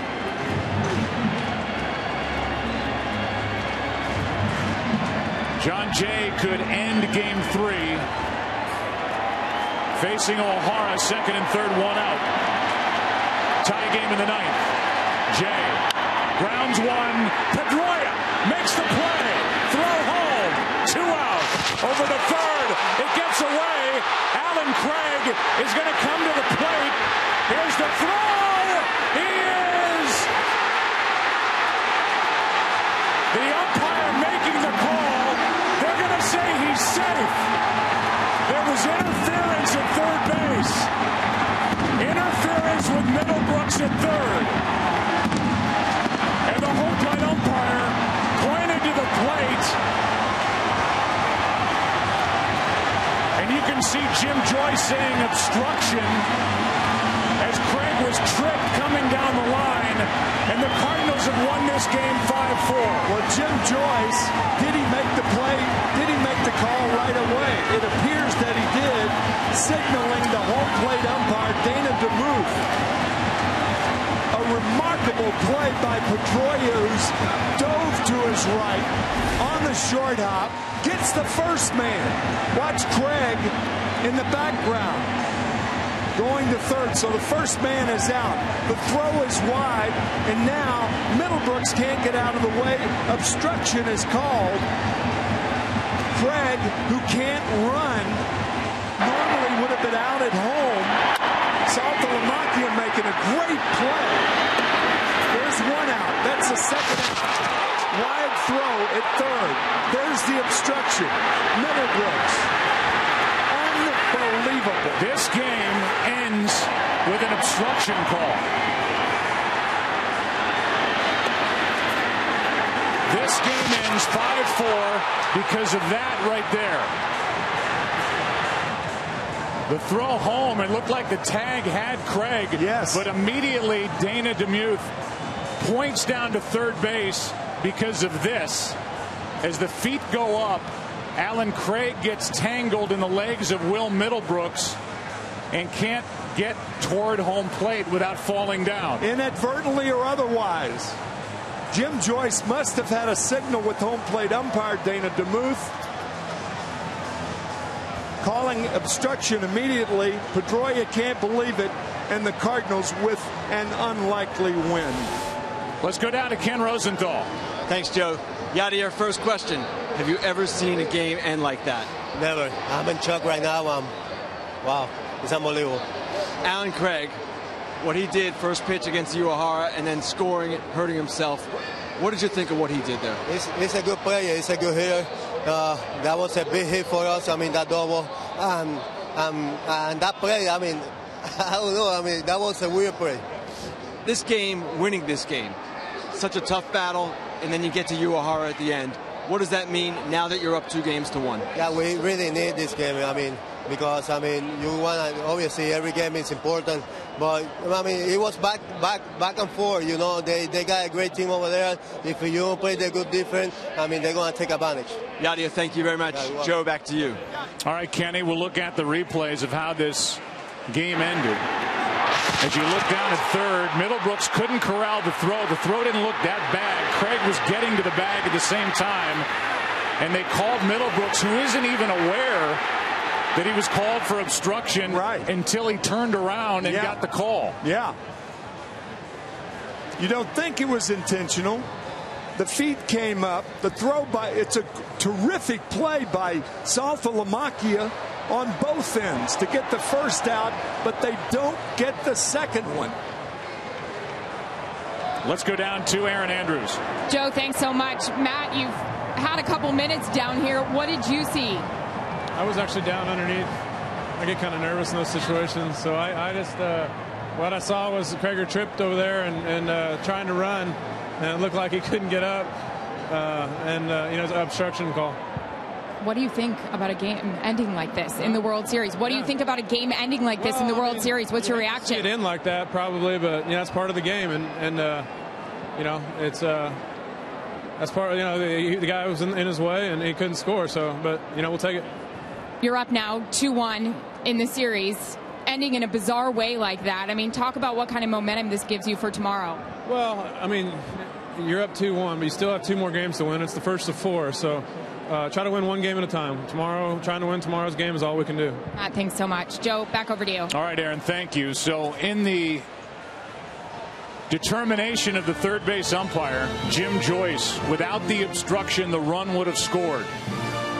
The obstruction happened with Middlebrooks and Alan Craig, who's running on a freshly recovered sprained left foot. He got up, tripped, through the legs of Middlebrooks, went down. That's the call, obstruction. And this unbelievable game, and by the way, Craig with an awkward slide at the plate. You wonder what the next couple of days hold for Alan Craig. He scores the winning run, and this game ends on an obstruction call. The final 5-4. Cardinals win, lead 2-1. Back after this.